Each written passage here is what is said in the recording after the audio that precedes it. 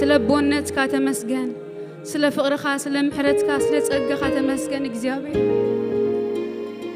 أمسجنون قويتها هاليلويا أبوي خان السخابلو هاليلويا أملخي خان السخابلو هاليلويا جك خامنا لوني كمن فس كان أبيك خيد بلو هاليلويا أبونا أيخا إجزابير أبونا أيخا قويتها يسوس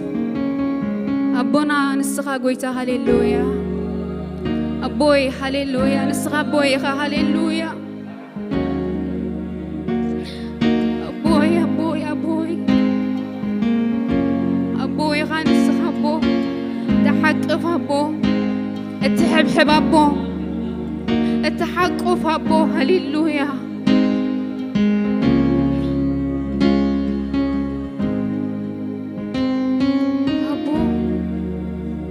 أبانا مسكنك هالونا بحق كبرني بكا قويتا يسوس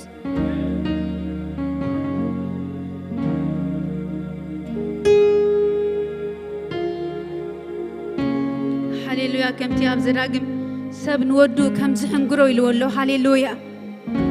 سب نودو كم زحن قرو إلو هاليلويا بحق حنجرونا اكزيابير تيرونا اكزيابير أبو خويننا اكزيابير هاليلويا أبونت كأجزابير أبو بحق يتمسكن يمسكنك كالونا هاليلويا كمتي أبو نولدو زحنجرو حنجير كاني خاخن بلوينا أب كله من قدنا قويتا يسوس تير كانا تسكيم كانا حنجير كانا يخا بوخين كانا خاخن بلوينا هاليلويا هاليلويا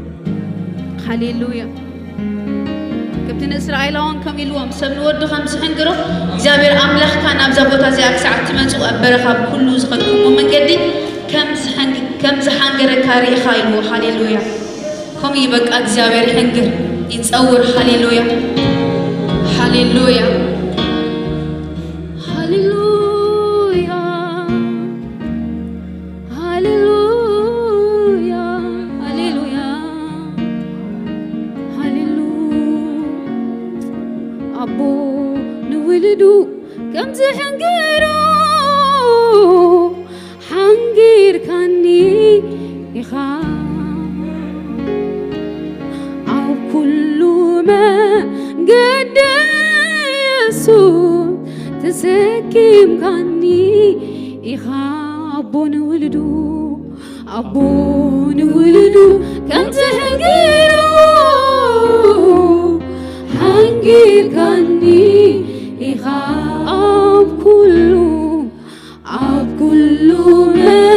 قد يسوس تسكيم كاني إخاب أبو نولدو كم زحنجرو حنجير كاني إخاب كله من قد يسوس تسكيم كاني إخاب أبو نولدو كم زحنجرو حنجير كاني إخاب كله من قد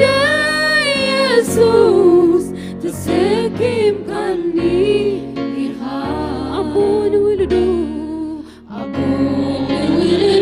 كم زحنجرو حنجير كاني إخاب كله من قد يسوس تسكيم كاني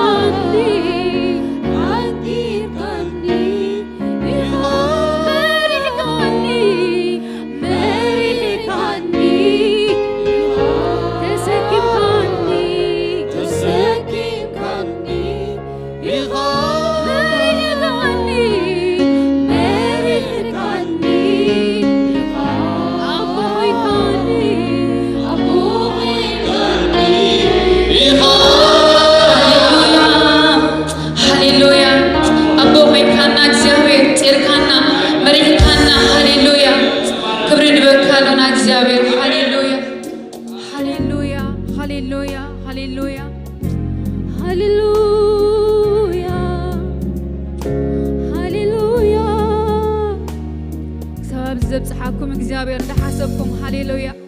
ልጽሮኩም ተሰከመኩም ጎይታ እንደሐሰብኩም አምልኹ ሃሌሉያ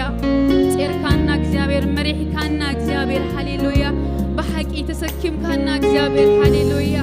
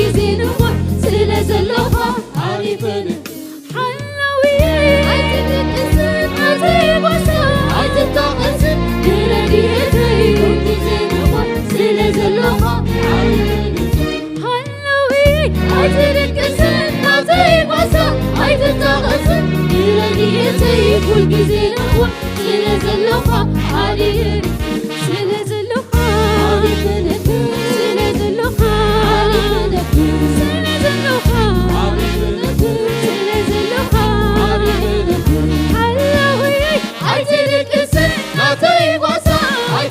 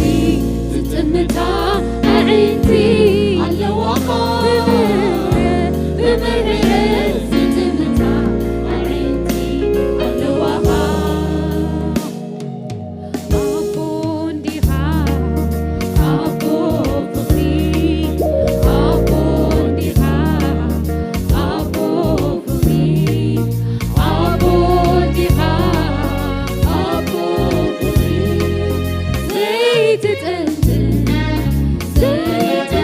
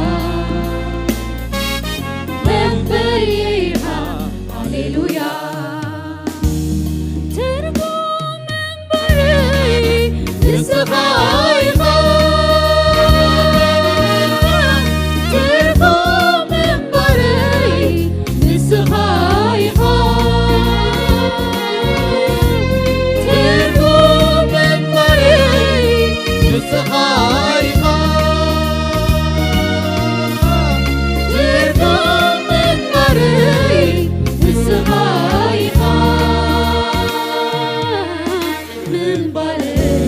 تتيو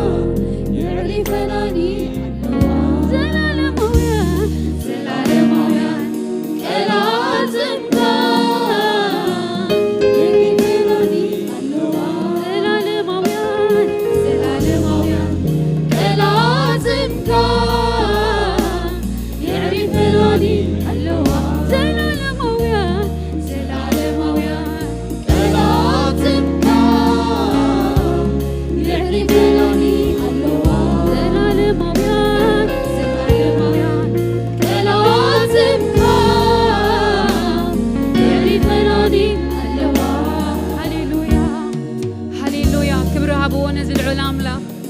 بحقي كبري قباك قويتا يسوس هاليلويا هاليلويا هاليلويا هاليلويا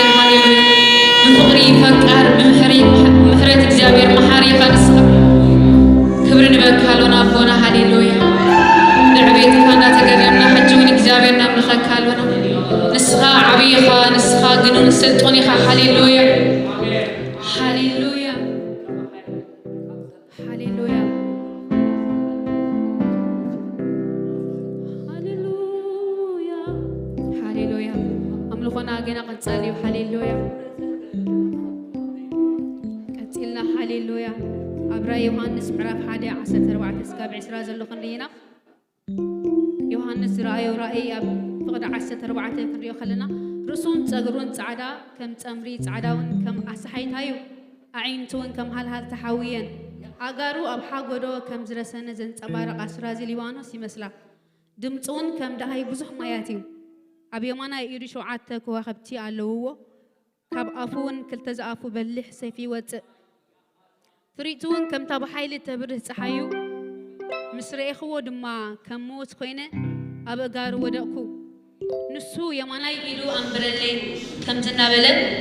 ኣነቲ ቀዳማይን ትድሓራይን እቲ ህያውን እየሞ ኣይትፍራህ ሞይተ ነበርኩ እኖ ከዓ ንዘለዓለም ዓለም ህያው እየ ሞትን ሲኦልን ከዓ ኣለውኒ ይብል ሃሌሉያ ኣምላኽና እዝዩ ሃሌሉያ ምርሖም ሞትን ሲኦልን ኣብ ኢዱ ዝሓዘ ኣምላኽ ይደለና ሃሌሉያ ሃሌሉያ حجغا رسون تقرون تعدا يخم تمري عينتون كم هالهال تحوي أجارو أب حجرو 5 سنة 10 زي لبنانسي مثلا إلا خنزمرو لنا هاليلويا هاليلويا هاليلويا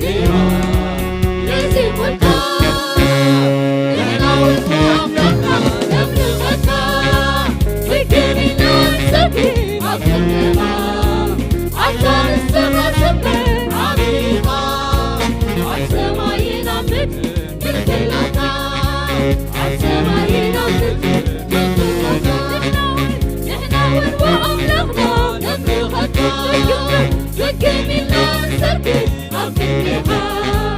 أكان السما سمر عبيقة عالسماينا ومدر بالكلفة عالسماينا ومدر بالكلفة يجيبك هايو يجيبك يجيبك هايو يجيبك يجيبك هايو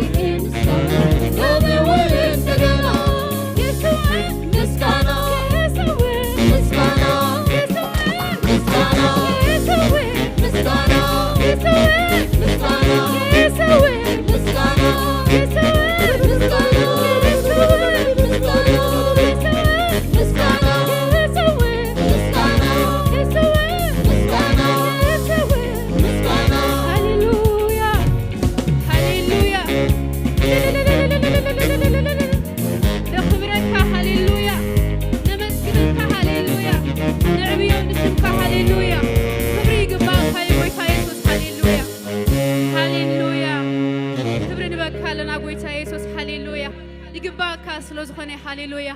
كبانا كبرك توسد يقباك قويتا يسوس كبانا عدل تاج أبجباك توسد يقباك قويتا يسوس هاليلويا هاليلويا هاليلويا هاليلويا هاليلويا هاليلويا تعاطنا لك እግዚአብሔር هاليلويا كبرنا وسد እግዚአብሔር መስዋዕትና በخاي عرق እግዚአብሔር يبصح እግዚአብሔር አይከልከል እግዚአብሔር መስዋዕትና በቅድሜ አይከልከል እግዚአብሔር ሃሌሉያ ክብርን በካቦ ንስዋ በቅድሜ እግዚአብሔር ናይ ምስጋና መስዋዕት ንስዋ እግዚአብሔር ተመስገን በልዎ ሃሌሉያ ነመስግነካ ሕጅውን እግዚአብሔር ከም ትማሊ ሎሙ ነመስግነካ እግዚአብሔር ጽባሕ ኩሉ ጊዜ እግዚአብሔር ነመስግነካ ሃሌሉያ ሃሌሉያ ሃሌሉያ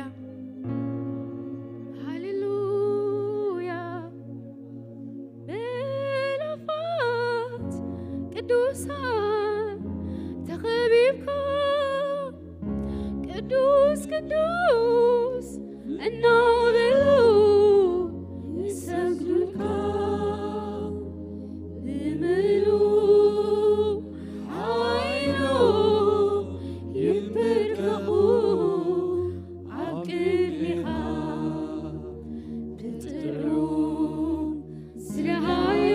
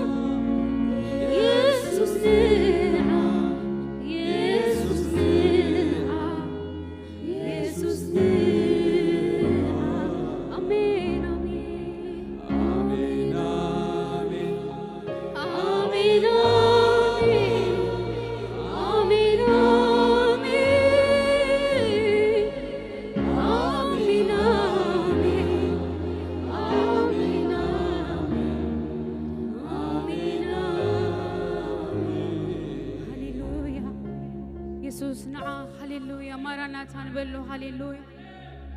እንኮ ተስፋና ሃሌሉያ ትጽቢትና ጽማትና ክንሪዮ ንብህጎ ንስዩ ሃሌሉያ ሃሌሉያ ሃሌሉያ አብራ ዮሐንስ ምዕራፍ 22 እቲ መንፈስን እታ መርዓትን ንዓ ይብሉ ኣለው እቲ ዝሰምዕውን ንዓ ይበል ዝጸመአ ካይምጻእ ዝለለየውን ማይ ህይወት ንኸሙ ይወስድ ኢሉ ሃሌሉያ ክብሪ ዕልልታ ጭብጨባ ንዑ ሃቦ ሃሌሉያ ጌታ ይባርክ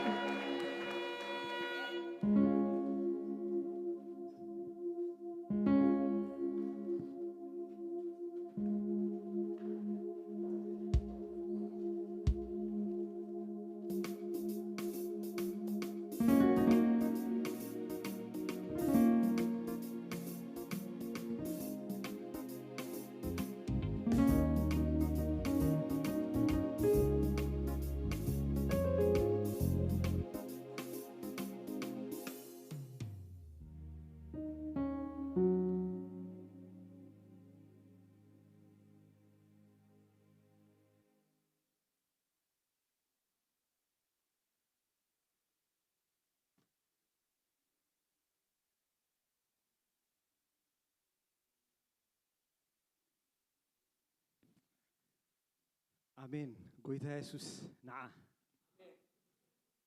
አሜን ጎይታ ኢየሱስ ነዓ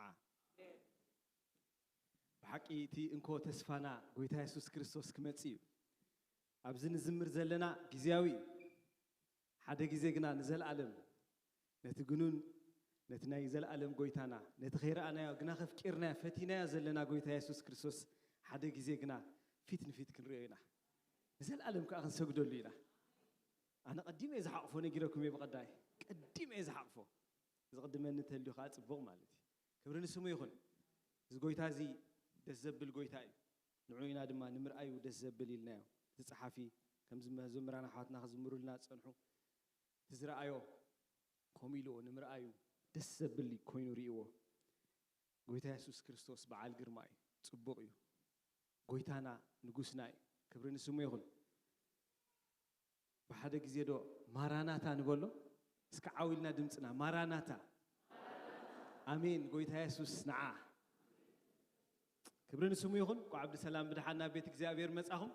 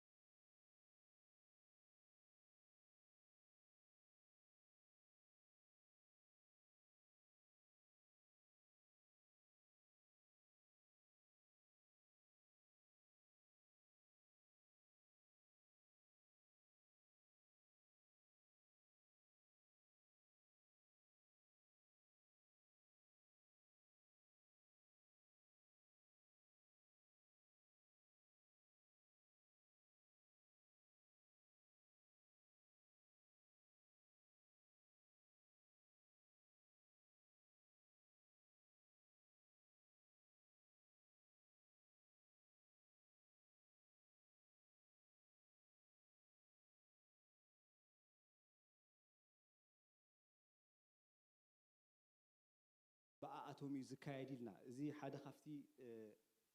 ኣገዳስነቱ ንምንታይ እዩ ህፃውንቲ ካብ ንእስነቶም ንቤት እግዚኣብሔር ምግልጋል ካብ ብንእሽኦም ክላመዱ ስለዚ እቲ ናይቲ መዓልቲ እቲ ኣገልግሎት ብምሉኡ ብናይ ክፍሊ ህፃናት ኣገልግሎት ይዝካየድ ማለት እዩ ክፍሊ ህፃናት ክንብል ከለና ካብ ንኣሽቱ ጀሚርካ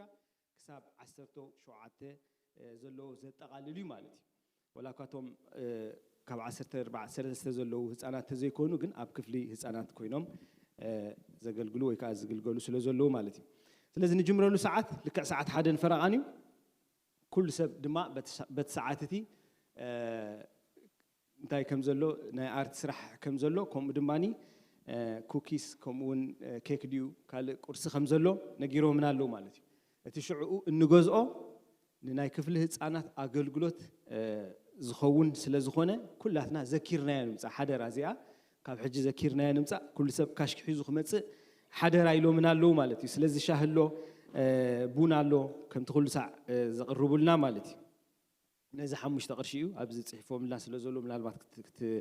ክትዝክርዎ ኢለ ማለት እዩ እቲ ካንቫስ ወይ ድማ ናይ ስእሊ ከዓ ኣሎ ማለት እዩ ንሱ ድማ ካብ 30 ክሳብ 50 ቅርሺ እዩ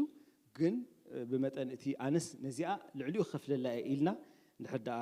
ተመባፂዕና ከዓኒ ክንወስዶ ክንከፍል ንኽእል ኢና ማለት እዩ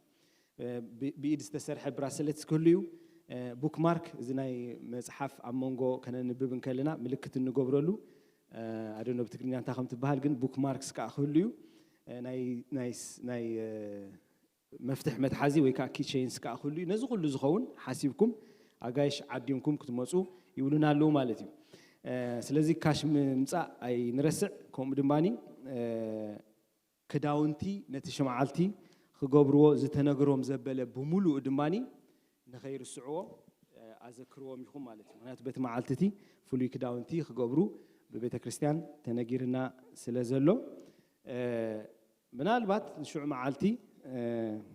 ገንዘብ ኣየምፃኹን ኢልኩም ከዓ ከይትስከፉ ኣጀኹም ብልቓሕ ከዓኒ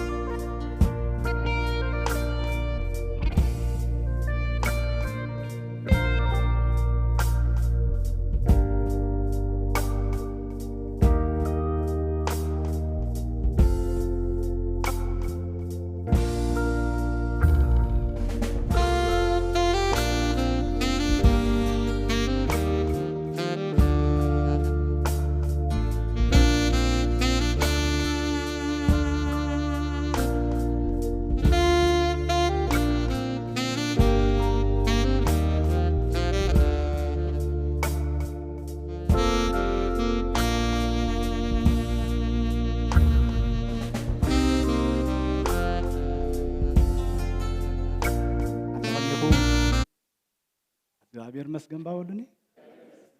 ኩሉ ሰላም ዲዩ እንኳ እግዚአብሔር ብጥዕና በሰላም ድሓን እንደገና ናብዝ ማዕዲ አኻኸበና ስሙ ይባረኽ እግዚአብሔር ሕያዊ ቃል እግዚአብሔር ክንማሃሪና ዕብራውያን ሓቢርና ምዕራፍ 10 ተዘላ ከነንብቢና ፈቃደኛታት ተኾንኩም ደው ኢልና ሕፅር ዝበለት እያ ሓቢርና ከነንብባይና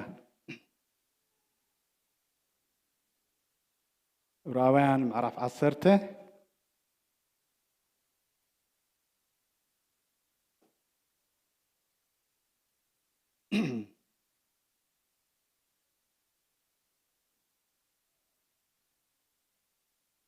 ካብ 32 ጀሚረ ከንብቤ በሓባር ምሳን ብዎ ነተን ብዙሕ ገድልን ስቃይን ተዓጊስኩም ብርሃን ተቀበልኩም ለን ቀዳሞት መዓልታት ዘክርወን በሓደ ወገን ብጸርፍን ብጸበባን መላገጽኩ ኮይንኩም በሓደ ወገን ድማ ምስቶም ከምዚ ዝመሰለ ዝበጽሖም ሰባት ተማቐልቲ ኾንኩም ዝሓይሽን ዝነብርን ገንዘብ ኣብ ሰማይ ከም ዘለኩም ፈሊጥኩም ምስቶም እስራት እንተኾነ መከራ ጸገብኩም ምግባት ገንዘብኩም እንተኾነ ብሓጎስ ተዓገስኩም ባርሲ ነቲ ብዙሕ ዓስቢ ዘለዎ ትብዓትኩም ኣይትደርቢዎ ፋድ ኣምላኽ እናገበርኩም ነታ ተስፋ ምእንቲ ክትረኽቧስ ትዕግስቲ የድልየኩም እዩ ማለት ገና እዚ ቁርብ ዘመን እዩ ትዝመጽእ ክመጽእ እዩ ኣይክድንጉን ከዓ እዩ ማለት ገና እዚ ቁርብ ዘመን እዩ እቲ ዝመጽእ ክመጽእ እዩ ኣይክድንጉን ከዓ እዩ ጻድቕ ግና ብእምነት እዩ ዝነብር ንድሕሪት ተተመልሰ ድማ ነፍሰይ ብኡባህ ኣይብላን እዩ ንሕና ግና ምስቶም ድሓን ነፍሶም ክረኽቡ ዝኣምኑ እምበር ምስቶም ናብ ጥፍኣት ንድሕሪት ዝምለሱ ኣይኮናን 11 እምነት ግና ነቲ ተስፋ ዝግበሮ ነገር ግጽ ምግባር ናይቲ ዘይረአ ነገር ምርዳእ ዓለም በቓል ኣምላኽ ከም ተፈጥረት ከምኡ ነቲ ዝረአ ካብ ዘይረአ ከም ዝኾነ ብእምነት ነስተውዕሎ ኣለና ኣቤል ካብ መስዋዕቲ ቃየል ዝበልጽ መስዋዕቲ ንኣምላኽ ብእምነት ኣቕረበ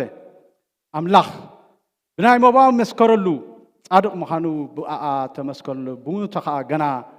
በኣ ገይሩ ይዛረብ ኣሎ ሄኖክ ምእንቲ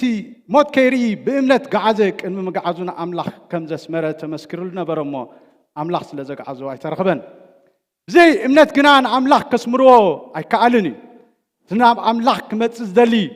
ንሱ ከም ዘሎን ነቶም ዝደልይዎ ዓስቢ ከም ዝህቦምን ከኣምን ይግቦ እዩ ሃሌሉያ ስሙ ይባረኽ ሃሌሉያ ሕያው ዝቃል ዝሕዋተይ ከም ዘለዎ ኣምላኽ መስገን እግዚአብሔር ሕያው ቃሉ ክልኸልና ፈቲሎ ቃሉ ካብ ምስማዕ ዝበልጽ ነገር የለን ሕዋተይ ምኽንያቱ ቃሉ ልኢኹ ኣሕወዮም ካብ ጉድጓዶም ድማ ኣናገፎም ይብል እሞ ሃሌሉያ ከእግዚአብሔር ክዛረበና ሕዋተይ መጺና ኣለና ጊዜና ሰዊእና ኩሉ ነገርና ገዲፍና ከነምልኾን ቃሉን ክንሰምዕን መጺና ኣለና ሞ እግዚአብሔር በዚ ሰዓት እዚ ክዛረበና ክንጽልይና ከም ምስማዕ ዳሃይካ ዝፈትዎ ይብለይን ከም ምስማዕ ድምፅኻ ዝናፍቆ ይብለይን ከም ምስማዕ ዳሃይካ ዝደልዮ ይብለይን ከም ምስማዕ ድምፅኻ ዝናፍቆ ይብለይን ከም ምስማዕ ዳሃይካ ዝነልዮ ይብለይን ከም ምስማዕ ድምፅኻ ዝናፍቆ ይብለይን ጎይታ ነኽብረካ ነመስግነካ ኣለና ቃልካ መከራና መጸናንዒ እዩ ቃልካ ሓይልና እዩ ቃልካ ክብርና እዩ ቃልካ ናብ ህይወት ዝመርሓና መገዲ እዩ ስለ ቃልካ ነኽብረካ ነመስግነካ ኣለና እግዚአብሔር ኣምላኽና ንህይወትና ብቃልካ ስለ ዝቐረጽካያን ሰራሕካያን ደው ክትብል ስለ ዝገበርካ በቲ ትኹል ቃልካ ይኽብረካ ኣለኹ ኣብ ቤትካ ክትነብር እግዚአብሔር ሱር ክትሰድድ እግዚአብሔር ናይ ዘላለም ህይወት ወራሲት ክትከውን ንነፍስና እግዚአብሔር በዓል ሓቂ ከም ብሓድሽ ስለ ዝወለድካና ነኽብረካ ኣለና ሕጂ ድማ እግዚአብሔር ከጸናንዓና ዝኽእል ምስ ቅዱሳን ከረስቴና ዝኽእል ቃል በዚ ሰዓት እዚ ከተስተምህረና ንጽልል ኣለና ኣብ ቃልካ ብርሃን ይብርሃልና قوموا دما سلتقبرو يخبرك يمسكنك الله بمرحنا بيسوس كل خبرنا عخا يخون امين خبرنا املاخنا يخون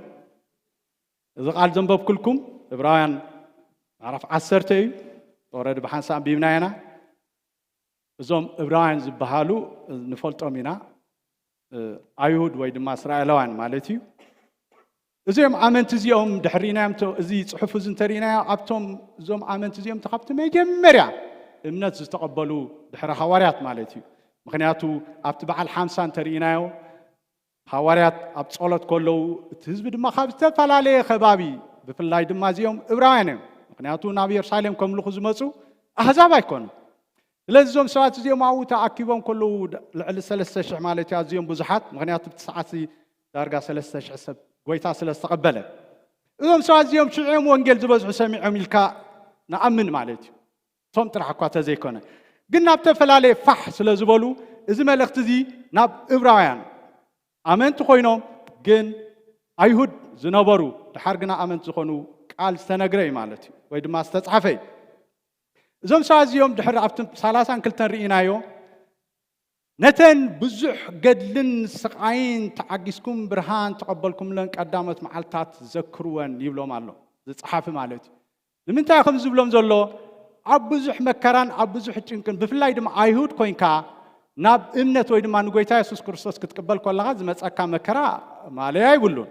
ለዚኦም ሰባት እዚኦም ብብዙሕ መከራ ዝሓለፉ እዮም እንደገና እውን ኣብዛ ጊዜ እዚኣውን ኣብ ብዙሕ መከራ ዘለው ስለ ዝኾኑ መጀመርያ እንታይ ብሎም ኣሎ ካብ 32 ስጋዕ 34 ተሪእናዮ እቲ ዝሓለፈ ህይወቶም ከመይ ገይሩ እግዚአብሔር ከም ዘስገሮም ዘክሩ እዩ ዝብሎም ደሎ ብዙሕ መከራ ነቲ ወንጌል ምስ ተቐበልኩሞ ክንደይ መከራ ከም ዘጓነፈኩም ክንደይ ማእሰርቲ ከም ዘጓነፈኩም ምግባት ገንዘብኩምን ብሓጎስ ከም ተቐበልኩሞ ተዘይ ተኣሰርኩም ከዓ ነቶም ተኣሰሩ ሰባት ከም ዝበፅሐኹም ዘክርዎ ኣብቲ ጊዜቲ بإمنة صنعهم دولكم كم زنبركم أملاك كأهم زساكركم تايقبروا ذكروا أبلا بزح جزء ما تشم أفكرسنا كلنا نبزح نابقي تاخن متسخ لنا بقولوا لبنا خنسحب كلنا تقدمي تتمتسنا مكرا ويدما challenge مالتي بيتسبنا خون خل فتوتنا خون خل بمنقص خون خل بزخنا خون خل جن حسيسي زبلك مكرا نبزح مالتي كلنا خين خون خلينا يمتسناي ኣብቲ ጊዜቲ ምናልባሽ ሙቐት ስለ ዝነበረና ንጎይታ ኻናይ ብሓቅ ኣብቲ ጊዜቲ ስለ ተረዳእና ነቲ ሰዓትቲ ከመይ ጌርና ከም ዝሰገርና ኩልና ንፈልጥ ኢና ገሊኡ ክስገር ዘይከዓል ማለት እዩ እንታይ ድብሎም ደሎ ብፍላይ ኣብዚ ኣሰዑላ ነተን ብዙሕ ገድሊ ብገድሉስ እንታይ ኢልዎ ደሎ ብዙሕ ገድልስ ነቲ ገድልስ ብዙሕ መግበሮ ከመይ ከቢድ መጽሓፍ ቅዱስ ጳውሎስ ክዛረብ ከሎ ፊልጵ ሰናይ ገድሊ ተጋዲለ ንጢሞቴዎስ ሰናይ ናይ እምነት ገድሊ ተጋደል እብሎይ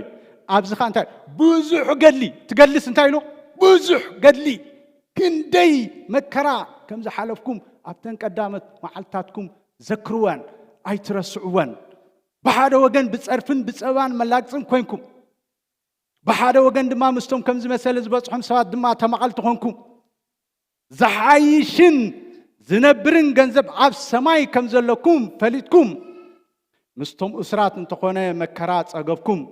ምግባት ገንዘብኩም ድማ እንተኾነ ብሓጎስ ተዓገስኩም እዚ እንታይ ዝገብረሎም ዘሎ ዝሓለፍዎ ኣምላኽ ከመይ ገይሩ ከም ዘሳገሮም እዩ ዝነግሮም ዘሎ ምግባት ገንዘቦም ከባድ እያ ኣብዛ ግዜ እዚኣ ዘላታ ባንክና ዝሕጥጥ ተዘብላ ሓደ ሰብ ተዝወስታሲ ከመይ ምኸበደና መሲልኩም እዞም ሰብ እዚኦም ኣብቲ ግዜ እቲ ዝነበረ መከራ ሓደ ሰብ እስር ምስ ኣበልዎ እንታይ እዮም ዝገብሮ እንኮላይ ገንዘቡ እንኮላይ ንብረቱ ኩሎም ዝወስድዎ ነይሮም ልዑ ጥራሕ ኣይኮኑ እንዳኣስርዎ ነይሮም ስለዚ እዞም ሰብ እዚኦም ማእሰርቲ ጥራሕ ደይኮነ ዘጓንፎም ነይሩ ምግባት ገንዘቦም ንመጻኢ እውን ኣብ ላይፎም ወይ ድማ ኣብ ሂወቶም ሪስክ ሓደጋ እዮም ዝኣትዉ ነይሮም ግን ነዚ ብሓጎስ ተቐቢልኩም ምክንያቱ እንታይ ዝሓይሽ እንታይ ኢልዎ ዝሓይሽን ዝነብርን ገንዘብ ኣብ ሰማይ ከም ዘለኩም ፈሊጥኩም ክብርን ኣምላኽና ይኹን እዞም ሰብ እዚኦም ሓደ ነገር ተረዲእዎም ነይሩ ማለት እዩ እዚ ሕጂ ዝነብርዎ ዘለዉ ገንዘቦም ይኹን ጥሪቶም ይኹን ዘለዎም ኩሉ ጊዜያዊ ምዃኑ ዝሓይሽ ግን ቅድሚ መከራ ምጉናፎም ንጎይታ ምስ ተቐበሉ ዝበለፀ ሂወት ከም ዝሓዙ ዝተረድኦም ሰብ ነይሩ መከራ ምስ መጾ ምንም ኣይዓጀቦምን እምበሺ ብሓጎስ ተቐበልኩም بحاجس أقبلكم. إدرس ونقرنا كم قبرت كي مكران تقوانا فكم زت بعيكونا قبرت سناي سلزقكم بتسناي قبركم ريوم مكران تمساهم أب سماع عصب خمسة لكم فليتكم تحجس يزبل لنا مصحف قدس حكيدو تلزم سازيوم مكرا قوانا فهم كله عزيوم حجسات زنبرو زحيش رستي كم زلهم استردهم سباتهم نيرو دحر أبتقسي ثلاثان حمشتن انتبه بلو مالو بارسيلوم شو نتبزح عصبي زلوا تبعاتكم أي تدربيوا فقعد أملاخ إن أجبركم نتاتسفام أنت ترخواس تعجستي يدلكم يلو بدها كارنت اللي حج زلوا خناتاتك ريوم سلزلوا حج خا كتنكو على دلهم نتبزح عصبي زلوا تبعاتكم أي تدربيوا حج خنياتو تلعلي لدحرينا مصحف ابراهيم بتلعلي دحرينا بزح غيزه ندحري استملسو نتي ناي غويتا نغر زطعمو سبات ندحري استملسو ابي املاح مودا كندي زسكح مخانو يغليصو زلو مخنياتو بزخونه خناتات ندحري استملسو سبات سلازنبرو نزيهم تابلو مالو كوم كيتخونو نتي بزح عصبي زلو تبعاتكم ايت اسكن تحاوخاهم بلو حواتي ابغنهم نتي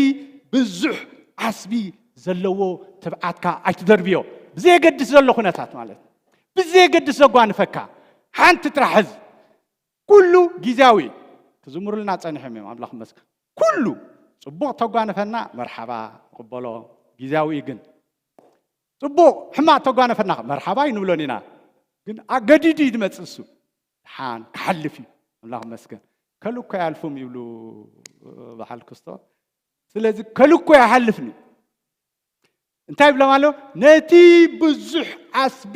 ዘለዎ ትብዓትኩም ኮንፊደንስ በአምላኽ ዘለኩም ምማን ኣይቲ ደርቢዎ ክብርና አምላኽና ይኹን ሓደ ግዜ ክሓስብ ከለኹ ኣፍሪቃ ብዓድና ክንመጽእ ከለና ትመከራ ካሊ ሓቀይዶ ኣብዚ ምስ መጻናኻ ካሊ ባድላ ተኸዲኑ ሕሲ ዘብል ካሊ ኣይርዳእካኒ ኸማን بزح أيردأناني قلت هاجبرنا أب حدا عنكل إتيو تبعتنا إذا وستنا حجي إذا سازيهم السرنيرم أين السرني نادل نابزي قن كلمة عصرت ما تقول له مالتي ካልእ ማዕበል መጽእ ኢሎ ማለት እዩ ስለዚ ናባና ክነምፅኦ ከለና ነቲ ብዙሕ ዓስቢ ዘለዎ ትብዓትና ኣይንደርብዮ ዓስብና ብዙሕ ክብርና ኣምላኽና ይኹን ብትብዓት ኮንፊደንስ ይሃልወና ብጎይታ ይሃልኹም እዩ ዝብሎም ዘሎ ቀፂሉ እንታይ ይብሎም ኣሎ ማለት ኢሉ ሽዑ ተዓስቢ እንታይ ማለት ኢሉ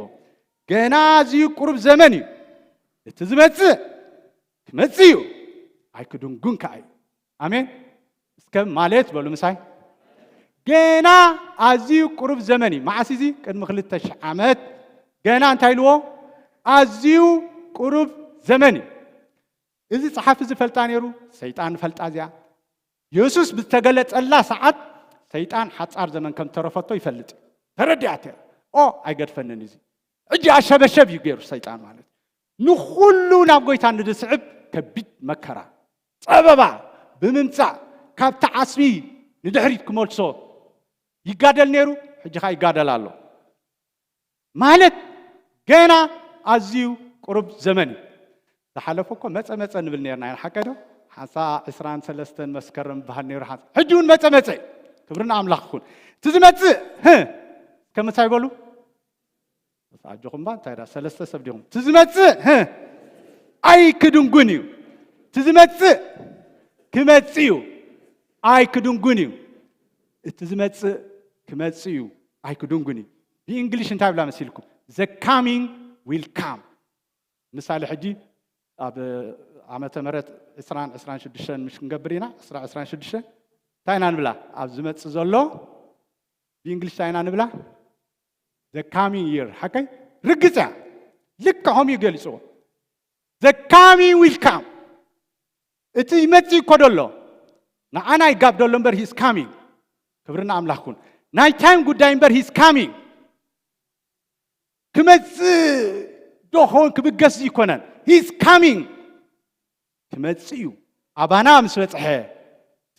ዓመታት ወይ ድማ እቲ ስኬም ናይቲ መዓልታት እኳ እዚ ኢልና ክንቆፅሮ ተዘይካኣለ ብዝተገለጸላ ሰዓት ግን እቲ ዝመፅእ coming is will come ክብርና ኣምላኽና ይኹን እቲ ዝመፅእ እንታይ እዩ ክመፅእ እዩ እንታይ ከዓ ክኸውን እዩ ኣይክድንጉን እዩ እስከበሉ ኣሕዋተይ ኣይክድንጉን እዩ ክብርና ኣምላኽና ይኹን ዓስብና ንሱ እዩ ኣኽሊል ክብርና ንሱ እዩ ንሱ ምስ ተገልፀ ከመይ ክንርአና ከምታ ዘለዎ ክንርአና ንዑ ከም ንመስል ከዓ ንፈልጥ ኢና ዋዋዋዋ እዚ እኮ ኣሕዋተይ የማና ፀገምና እኮ ከዓጅበና እኮ እዩ ዘይነበሮ ነዚ እንተተረዲእካ እኮ ከዓጅበካ እኮ እዩ ደይብሉ የማና ፀጋምና ብፈተውትና ብገለ ዝኾነ ብዘጓንፈና ብዙርያና ፈፂሙ እኮ ይከዓጅበና ዘይግብኦ ነይሩ እቲ ዝመፅእ ክመፅእ እዩ ዓስብኻ ህበካ እዩ ከምታ ዘለዋ ክትርአኻ ንዑኻ ከምስለካ እዩ ከኽብረካ እዩ ክብርና ኣምላኽ ይኹን ነቲ ብዙሕ ዓስቢ ዘለዎ ትብዓትካ ግን እንታይ ትገብሮ ኣይትደርብዮ ይብላ ኣሎ ቃል ኣምላኽ ክብርና ኣምላኽና ይኹን ብኣምላኽ ዝተዋሃበና ትብዓት እዩ ኣምላኽ መስግን ሽዑ እንታይ ኢሉ ጻድቕ ግና ብእምነት እዩ ዝነብር ንድሕሪት ተተመልሰ ድማ ነፍሰይ ብባህ ኣብላን እዩ ሕና ግና ምስቶም ድሓን ነፍሶም ክረኽቡ ዝኣምኑ እምበር ምስቶም ናብ ጥፍዓት ንድሕሪት ዝምለሱ ኣይኮናን ኢሉ ትፅሓፍ ማለት እዩ ኣምላኽ መስገን ታርሰይ ጻድቕ ግና ብምንታይ ዝነብር ብእምነት እዩ ዝነብር እዚኣ ኮት እዚኣ ጻድቕ ግና ብእምነት እዩ ዝነብር ኣብ ዕንባቆም ምዕራፍ 2 ጥቕሲ 4 ላትና ተዘይተጋጌ እንደገና ኣብ ሮሜ ልክዕ ከማ ገሊፅዎ ኣሎ ምዕራፍ 1 ጥቕሲ 17 ጻድቕ ግና ብእምነት እዩ ዝነብር ኣብ ገላትያው ምዕራፍ 3 ከም ገሊፅዎ ኣሎ ማለት ጻድቕ ግና ብእምነት ብህይወት ይነብር ኢልዎ ስለዚ ካብ ብሉይ ኪዳን ተበጊሶም ኣብ ሓድሽ ኪዳን 3 ግዜ እዚኣ ተጠቂሳላ ቬሪ ኢምፖርታንት እያ ማለት እዩ ነዚ ኩሉ ዝዝርዝሮ ደሎ ኣብቲ ናብራ ክንብራ ከሎ ጻድቕ እንተኮይንካ ብክርስቶስ ዝደሓንካ ሰብ እንተኮይንካ ትነብሮ ናብራ ብምንታይ ኢልዎ ብእምነት ድሒንካ ብእምነትካ ትነብር ብእምነትካ ትወርስ ብእምነትካ ትፅበ ስለዚ እምነት ቬሪ ቬሪ ኢምፖርታንት ብሂወት ማለት እዩ እዚ ንሓድሽ ኪዳን ጸሓፍቲ ነታ ናይ ብሉይ ኪዳን ጠቂሶም 3 ግዜ ካብብርህዋ ላይፍ ስታይል ናይ ጻድቕ ሓደ ሰብ ፕሮፌሽንካ እንታይ ኢሎም ሓደ ኣገልጋሊ ብእምነት ምንባር ኢሎም أنا غنا بروفيشنال أوكي كله خلوه نخلي بتناي سجا بروفيشن أما فساوجن بروفيشنال بمنت من بار قال طيب مسبخ إذا ولا خالو كخسب كخلي شجر كيبلون حكيدو زي أمنتو زي يردو نمسح قدس كم دليل تم غيرهم سب كله What is your profession? أنا بمنت من بار كبرنا عم لخنا يخون إنشرانس كله كادو مسولوس إنشرانس سماوي لو دكتور كله كاتور دكتور دايوس سيخاي لو أجوكم بولي كون كن بدل لغة ورقة عراي خمو عايز تحفوا حدا حاو خص حقكم تايلني أبجوا خل الناس ناي كستاين نتصحف نيرنا زني أبالنا ناي شرط ما أقل قال ينيرو هيتورنا ننتأخم عيلني حجي زي جنة كانت هيتولكوس زي جنة إبراوي إرتراوي سماوي أنت بتجا خبا حد قوموا جبروا مالتها يكون جن بتخكل دحرمت إنا جن بتخكل نحنا بروفيشن بإمنة من باري كالت سرحنا يمني ناي قويتاي كابانا زمن تجوا نجاري لهم كل خب قويتاي خوينا لنا عمل خمس جن سلازم تعرف بمتاي زنبريلو بإمنتي زنبر نزحري تتملسخا نفسي بح بو عبلانيلو إبراهيم معرف عصرت حدا ترينا إذ يوم توم عبيتي بإمنة تمسكر لهم يلوم عبيتي لهم دلو نقعت قال مالت إيل درس مالت يا قدام زنوري إذا سمع زلوا مر فوليات اللي يكون نزقل زلوا كمان سباتي منيرهم جن بإمنة تمسكر لهم سباتي إمنة أو ترجموا له أو يكون كن حجب زحقة كردله مخنياتو إمنة نتصفى زقبر قسم قبرنا يتزر نجار كانتا مردا confidence هالليكات قويتها دبلك برقت كوميو سلكا مالتي مخنياتو أولوس كزور كله أبسبات نتايز قبر نيرو مئزاز إمنت إنها تخيل إذ خير نيرو أملاخ مسكن لك عالم استنقر كانت عالم استقبل كايو زي أبير تقبرك بإمنت مستقبل كايو صادق يقبرك صدق أملاخ تقبل صدق أملاخ مستقبل كايو بإمنت نابرخا تقصل أملاخ مسكن نزوم سازيوم أبولي كدانو كانت نبرو أزيوم أبنت سخوننا مخنيات صادق بإمنت يزنبر مسالنا نمس عليه إلو كوي حج زغل زرزيرو دلو كمي بعد نبر صادق بإمنت كنبر كلس كمي غير يزنبر كيبلو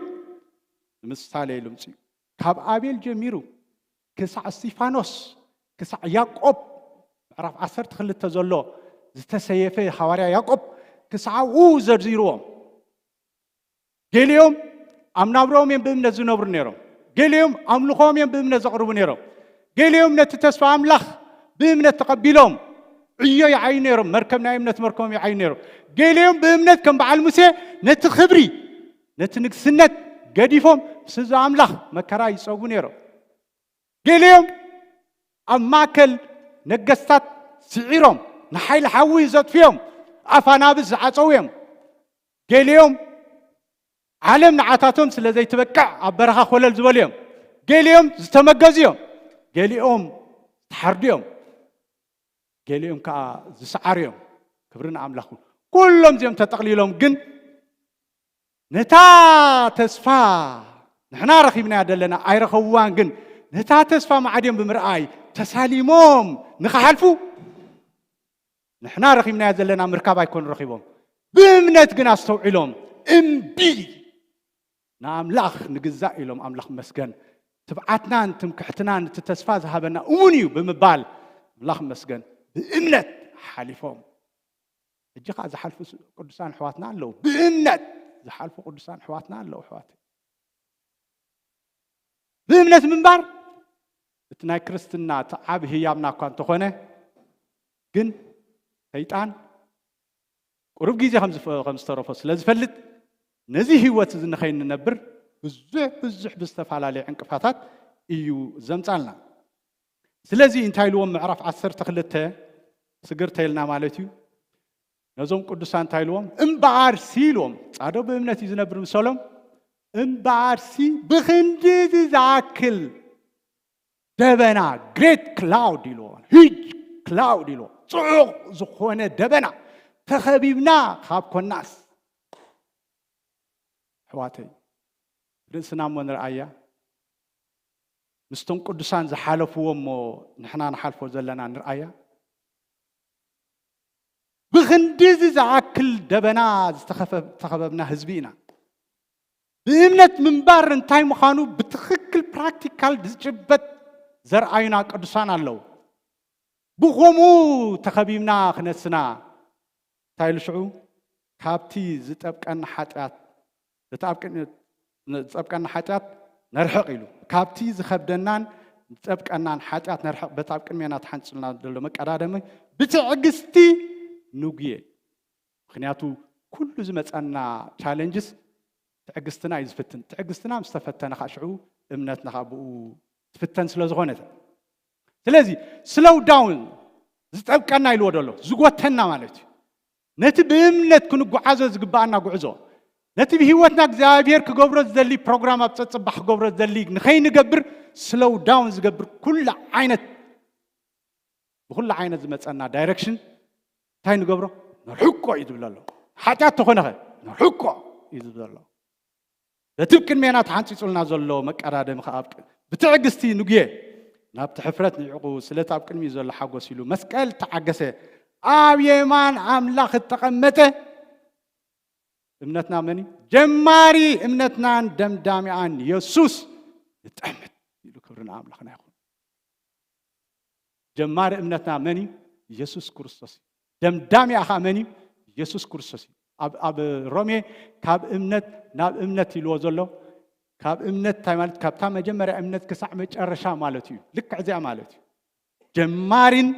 ደምዳሚ عن يسوس يتمت حواتي زتبقنا زغوتنا بزح ريزنس كلونا خيلي كمسب كاباي جميركم ማለት ግን ንእግዚአብሔር ምክንያት አይኮነን እዚ ሁሉ ምክንያት አይኮነን ፈጽሞ ومنتاي داينا حدا جزء داويت انتاي لو مسيلكم عرف 11 عرف 11 مخفتوا داويت مزمور داويت انتاي لوم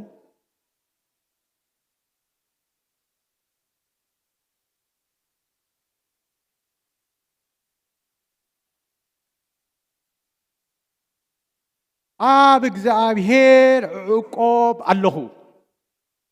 ከመይዳ ነፍሰይ ከም ዑፍ ናብ ከረን ክህደሚ ትብልዋ نقونعات لبي بتصلمات من تخرورلهم انه رسيان قستهم يقترو نفلاصهم امنتك يغزغبو مسراتات اندحري فريسدا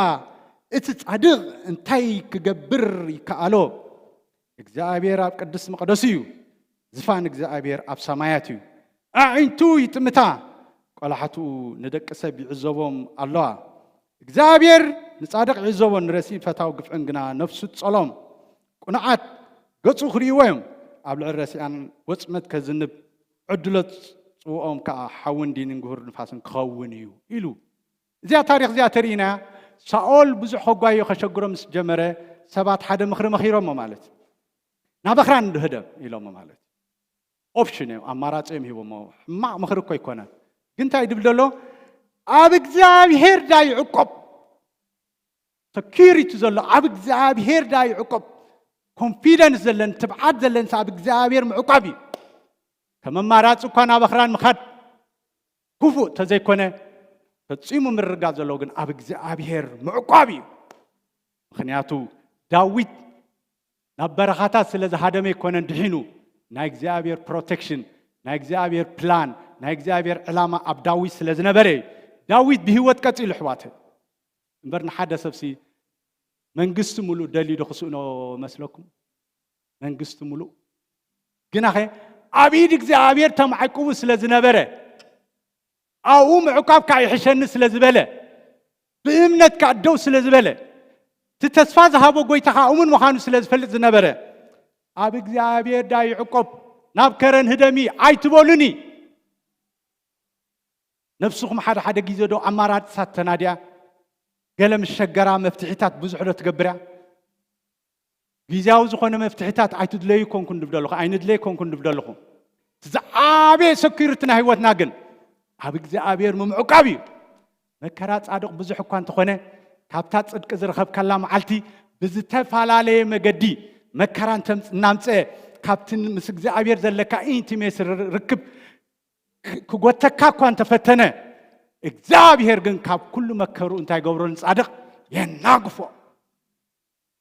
ናምኖ ዲናን ጎይታ ከናምኖ ዲና ሕዋተ Do you believe? Are you sure? حدا ጊዜ እኮ እምነት ታይዲ መስልኩ ለተዘይረ ነገር ምርዳእ ኮይ حدا ናይ ዋላ ይርዳእኒ حدا ጊዜ ግን ምንም ክገብር አይከልኒ ኣብ ውሽጥ እዚ መስከረለይ ያምን ኣለኹ ካቢድ ኣብ ሰብ ምውዳቕሲ ኣቢድ ኣምላኽ ምውዳቕ ሒሸኒ ኮይም ድሉ ዋላ ነቲ መከራ ቅዱሳን እምነትና በፍጹም ክትንከፍ የብሉን ሕዋተይ ቅዱሳን ህይወቶም ዝተመስከረሎም በእምነት እዚያ ገለገረ እንጠርጠር ደብዛ ቅዱሳን ተመስከረሎም ብምንታይ በእምነት ሕዋተይ በዓልኖ ኣብ በረኻ መርከብ ክሰርሑ ከለዉ ን120 ዓመት ኳሕ ከብል ከሎ መጽሐፍ ቅዱስ ስለ ዝነበረ ኣይኮነን ቃል ኣምላኽ ሓንሳ ይሰሚዑ ንዓኻ ንምድሓን ትኾነካ መርከብ ተግበር ስራሕ ኣበይ ኣብ ገምገም ባሕሪ ኣበይዳ ኣብ ምድረ በዳ መጽሐፍ ቅዱስ ነይርዎ ዝርዝር ነይርዎ ኣይፈለጠን ሕራይ እዚኦም ቀሊል ኣይኮነን ትስጉምቲ ዝወሰዶ ኣሕዋት እግዚአብሔር ግን ረዲእዎም ዶ ንዓና ንትምህርትና ኮይኖም ዶ ንሕና ሕጂ ንጎይታ ንእመኖ ኣሕዋት ንእመኖ ብእምነት ንጓዓዝ ኣምላኽ መስገን ተስፋ እግዚአብሔር ኣባንታትና እውን ኣሜንን እዩ ክብርና ኣምላኽ ይኹን ሓይልና ይበላዕ ትብዓትና ይበላዕ ነቲ ብዙሕ ዓስቢ ዘለዎ ትብዓትኩም ኣይትደርቢዎ ጻድቕ ብእምነት ዝነብር ከም ድኹማት ኮይና ቤት እግዚአብሔር ክንመላለስ ካብያ ጀሚርኩም እግዚአብሔር ብዛዕባና ብዙሕ መደብ ኣለዎ ክነሱ ብዙሕ ምኽሪ ዘለዎ ክነሱ በቲ ኩነታት ተታሒዝና ህይወትና ስሎው ዳውን ክትከውን ከላ ፈቃድ እግዚአብሔር ኣብ ዘመንና ከይተፈጸመ ክንሓልፍ ከለና ካብዛ ዓቢ ክሳራ የለን ኣሕዋት ኦነስት ገንዘብ ዳ መጽእ ኸይድ ኢኮ ገንዘብ ዝጠዓምኩም ብዙሕ ዝበለ ገንዘብ ዝጠዓምኩም መሊኹም ኣለኹም ኣብዚ ይመጽእ ይኸይድ ናይ እግዚአብሔር ምኽሪ ግን ዘለዓለማዊ ኣምላኽ መስከን ነቲ ብዙሕ ዓስቢ ዘለዎ ትብዓትኩም እንታይ ትግበርዎ ኣይትደርቢዎ እምቢ በልዎ ኣምላኽ መስከን ከደንጉየኩም ክስዕበኩም ዝመጽእ ሓጢኣት ይኹን ዝኾነ ዓይነት ባርደን ኣነ ፈቃድ እግዚአብሔር ክገብር ዝተጻዋዕኹ ሰበ ብዘመነይ በልዎ ኣምላኽ መስከን ሓደ ኣገልጋሊ ሓደ ምርኡይ ዝኾነ ጥራሕ ኣይኮነን ብዘመኑ ፈቃድ ኣምላኽ ክገብር ካልኦት ከዓ ተዓዘብቲ ክንከውን ኖ ኣብ ነፍሲ ወከፍና እግዚአብሔር ዕላማ ኣለዎ ክብርና ኣምላኽ ይኹን ምኽሪ እግዚአብሔር ካብ ህይወትና ክፍጸም ይግባእ ኣምላኽ መስከን ካልኣይ ቆሮንቶስ ምዕራፍ 5 ካብ 6 እስካብ 7 እንታይ ብል መሲልኩም ስለዚ ኢሉ ኩሉ ሳዕ እምንቶ ኣላትና we have always confidence ኩሉ ሳዕ confidence ኣላ confidence ቀላል ኣይኮነትም ምሽ ሓቀይዶ ርግፅ ዝኾነ እኳ ኢኻ ትተኣማመን በዚያ ርግፀኛ ትፈልጣ ዲኻ እዚኣ እንታይ ኢሎም ኣወር ርግፀኛ ዳ ርግፀኛ ከማ ኮ ይድብለ ኣሎ ብእምነት እምበር ብምርኣይ ኣይኮናን እንመላለስ ዘለና ኣብ ስጋ ሰፊርና ከለና ካብ ጎይታ ርሑቓት ከም ዝኾንና ንፈልጥ ኢና ግናኸ ንሱ ምዝግለጽ ግና ከምታ ዘለዎ ክንርኢ ኢና ኣብ ስጋ ከለና ርሑቓት ኮይኑ ክስማዓና ክእል እዩ ሓቂ እዩ ግን እምንቶለና ብእምነት እምበር ብምርኣይ ኣይኮናን እንመላለስ ዘለና ሕዋተይ እንታይ እንድሕሪ ዝመልሰና ዘሎ ኣገልጋሊ ኮይንካ ንኣምላኽ ከተገልግሎ ሓንሳእ ጥዕናኻ ሓንሳእ ፋይናንሻሊ ሓንሳእ ስራሕ ሓንሳእ ቤተሰብ ሓንሳእ ኩነታት ሓንሳእ ፈተውትኻ መቸም ዘይመጽእ ማዕበል የለ ብፍላይ ከዓ እዚ ናይ ካናዳ መንፈስ ዲና ክንብሎ እንታይ ኢና ክንብሎ ሕይል ዝበለ ዋላ ንዓይ ኣይርዳእኒ ጥዑም ሃገር መፂናሲ ግን ዘይምቹ መሊእ ኣለዎ ነቲ ብኣምላኽ ዝተዋሃበኩም ትብዓት ኣይትደርቢዎ ብሱዕ ዓስቢ ዘለዎ ሪዋርድ ዘለዎ ኣይትደርቢዎ እዚ ኩሉ ዝመፀኩም ዘሎ ካብቲ እግዚአብሔር ዘዳለወልኩም ሰናይ ነገር ከትርፍ እምበር ካልእ ዕላማ ይብሉን ወላ ሓንቲ ካልእ ዕላማ ይብሉን ስለዚ ንኩሉ እንታይ ክንገብረን ሕቆ ኢሉ መጽሓፍ ቅዱስ እምቢ ንበል ኣምላኽ መስገን ነፍሳትኩም ምንቲ ከይደኽማን ክሕለላን ሓደ ጊዜ ገልግሎት ይሕልለካ ሓደ ጊዜ ስራሕ ይሕልለካ ሓደ ጊዜ ገለ ይሕልለ ነፍሳትኩም ከይደኽማን ክሕለላን ናብ ክንድዚ ዝኣክል ምጽራር ተዓገሰ ጀማር እምነትካን ደምዳሚኣን ጠምት ነፍስኻ ከይትሕለልን እግዚአብሔር እሙን እዩ ክብርና ኣምላኽና ይኹን ጠምት نفسك كي تدكم كي تحلل honestly كريستنا مدكام محلال كفتيا كطعمه خلخا طعمتي كونت اب حدا برت هيوت انيخا مق كتبل انيخا كنتات متيكا كتحلل كلها كتكفئ طعمه من الله يطعمكم واسكم يتحللكم انا طعمه كتحلل كلها كتكفئ معاتها كل قد فايد متاك كله اذا خاي شيطان دل اذا يدل نفساتكم انت خي دخمان كحللان እግዚአብሔር ክትምተካ ሆሎ he's expect you ይጽበካ ይደሎ በቲ ዝሃበካ ኃይሊ ባት ዝሃበካ ጸጋ ንዕላሙን ፈቃዱን ፈጽምካ አስብኻ ካብ አምላክ ክትቀበል ሪዋርድ አታብሩኽ ናይ ቦይ ክብለካ ይጽበና ይደሎ ዝመጽእ ከመጽእ ይበሉ ንሕዋት አይክዱንጉኒ ሰባት ተላገጽልኩም ዝመጽእ كمتي أكدونغني يلي ما بزح خاين تولخا زمتي كمتي أكدونغني حسبنا نفس وقف كهبي كبرنا عملاق كهبكي نزيعين لا ترح نمبرحواتي قالوا كله ختصبق لنا شقر يقولوا كله تحت عملاق هذا جزء يسوع كريستوس جزء خيوس مثلا يسوع كريستوس بزعبان أنتم حوارات إمنتكم هرون كله سيت تجرمنيا سجرك بلاقيلي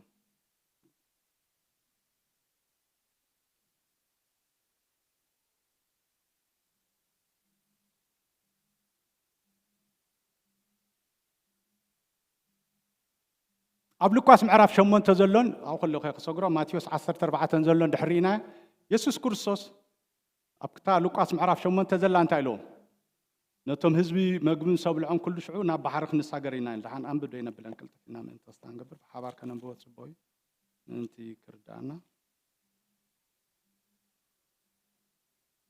السنة من دم صعد له يسوع كريستوس بإمنة أنتي مهان بإمنة من بار كمرهم كله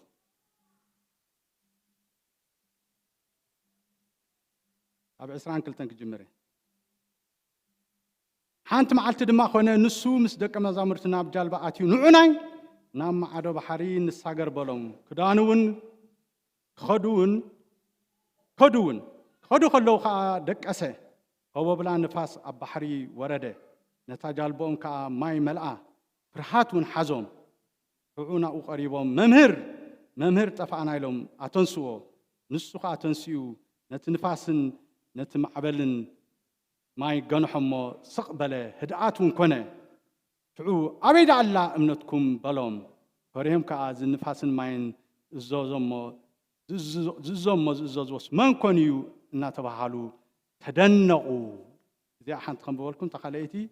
ابي يوحنس ماتيوس دلا معرف 10:4 خنبولكم كلتين شعو حسب قلصلكم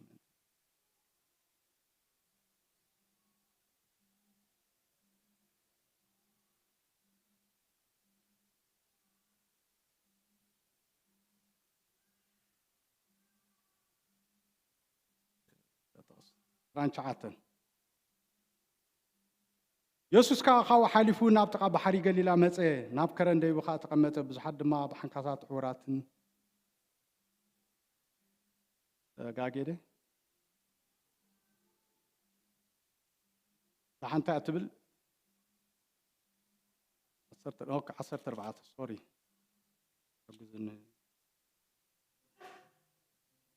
ايشي كاب تقص 25 دحنت بحر مخادن دي بحنص خنا بويله تقص 20 يسوس بحرنا خده برابع اي مقاليتي مصوم توم دقه مزامرتي بحر كخدو مسرعيو متحات ايو يلوم سنبدو فريهم كا ጨርሑ يسوس غنا خ يسوس بوبو اجهم اني ايتفرويلو تزاربهم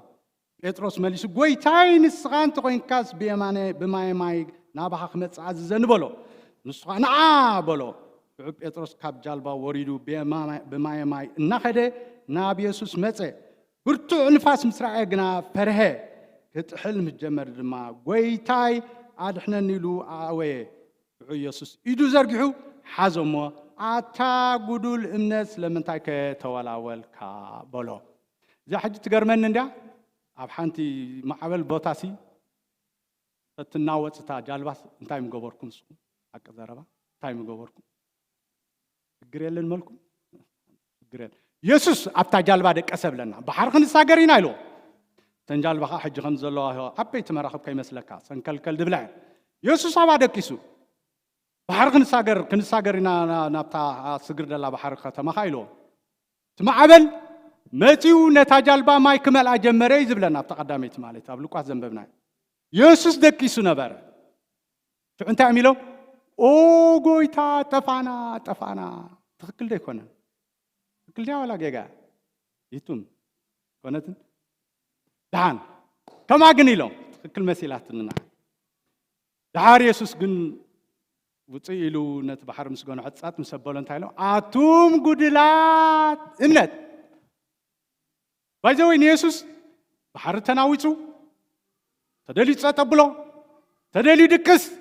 ተደልዩ ባሕሪ ኸይድ ሰለስተ ሽግር የብሉ ተደልዩ ድቅስ ተደልዩ ፀጥ ኣብሎ ተደልዩ ባሕሪ ኸይድ ክርስቶስ ምስኦም ከም ዘሎ ንምርጋፅ ዘይድምህሮም ዘሎ እምበር ብዛዕባ እቲ ናይ ባሕሪ ኩነታት ኣይኮነን ቀንዲ እሱ ተሎ ማዕበል ብዘይ የገድስ ማለት ፀጥ ከብሎ ድዩ ደቂስካ ዲኻ ምስኡ ክትሓልፎ ማይ ዲ ክወስደካ ንዑዩ ዝምልከት ሓንቲ ጥራሕ ኢና ክንፈልጥ ዘለና ጎይታ ባሕሪ ጎይታ ማዕበላት ምዃኑ ግን ንኣምን ኢና ኣምላኽ መስገን ክብርና ኣምላኽ ይኹን ስለዚ ኢየሱስ ኣብ ማዕበል ባሕሪ ደቅስ ዲልካ ድቅስ ኣለካ ድዩ እንታይ ድ ምህሮም ደሎ ኣነ ምሳኹም ምህላው ክርስቶስ ዛባኻትኩም ምህላው ኣይትፈልጡን ዲኹም ኢሎም ቆሮንቶስ ክዛረቡ እንከሎ ስለዚ ንስኻትኩም ክርስቶስ ኣብ ሂወትኩም ከም ዘሎ ድሕደ ዝተውዓልኩም መኸታ ዘይተጽንዑ ኢኹም ኢሎም እንታይ ማለት እዩ ስትሮንግ ይኮንኩምን ክርስቶስ ኣባኻ ከም ዘሎ እንተፈሊጥካ ግን ማዕበል ብዘየገድስ ኣኽራን ተሓመሙን ተዓፈሩን ንሕና ግና እንታይ ንኸውን ኢና ኢሉ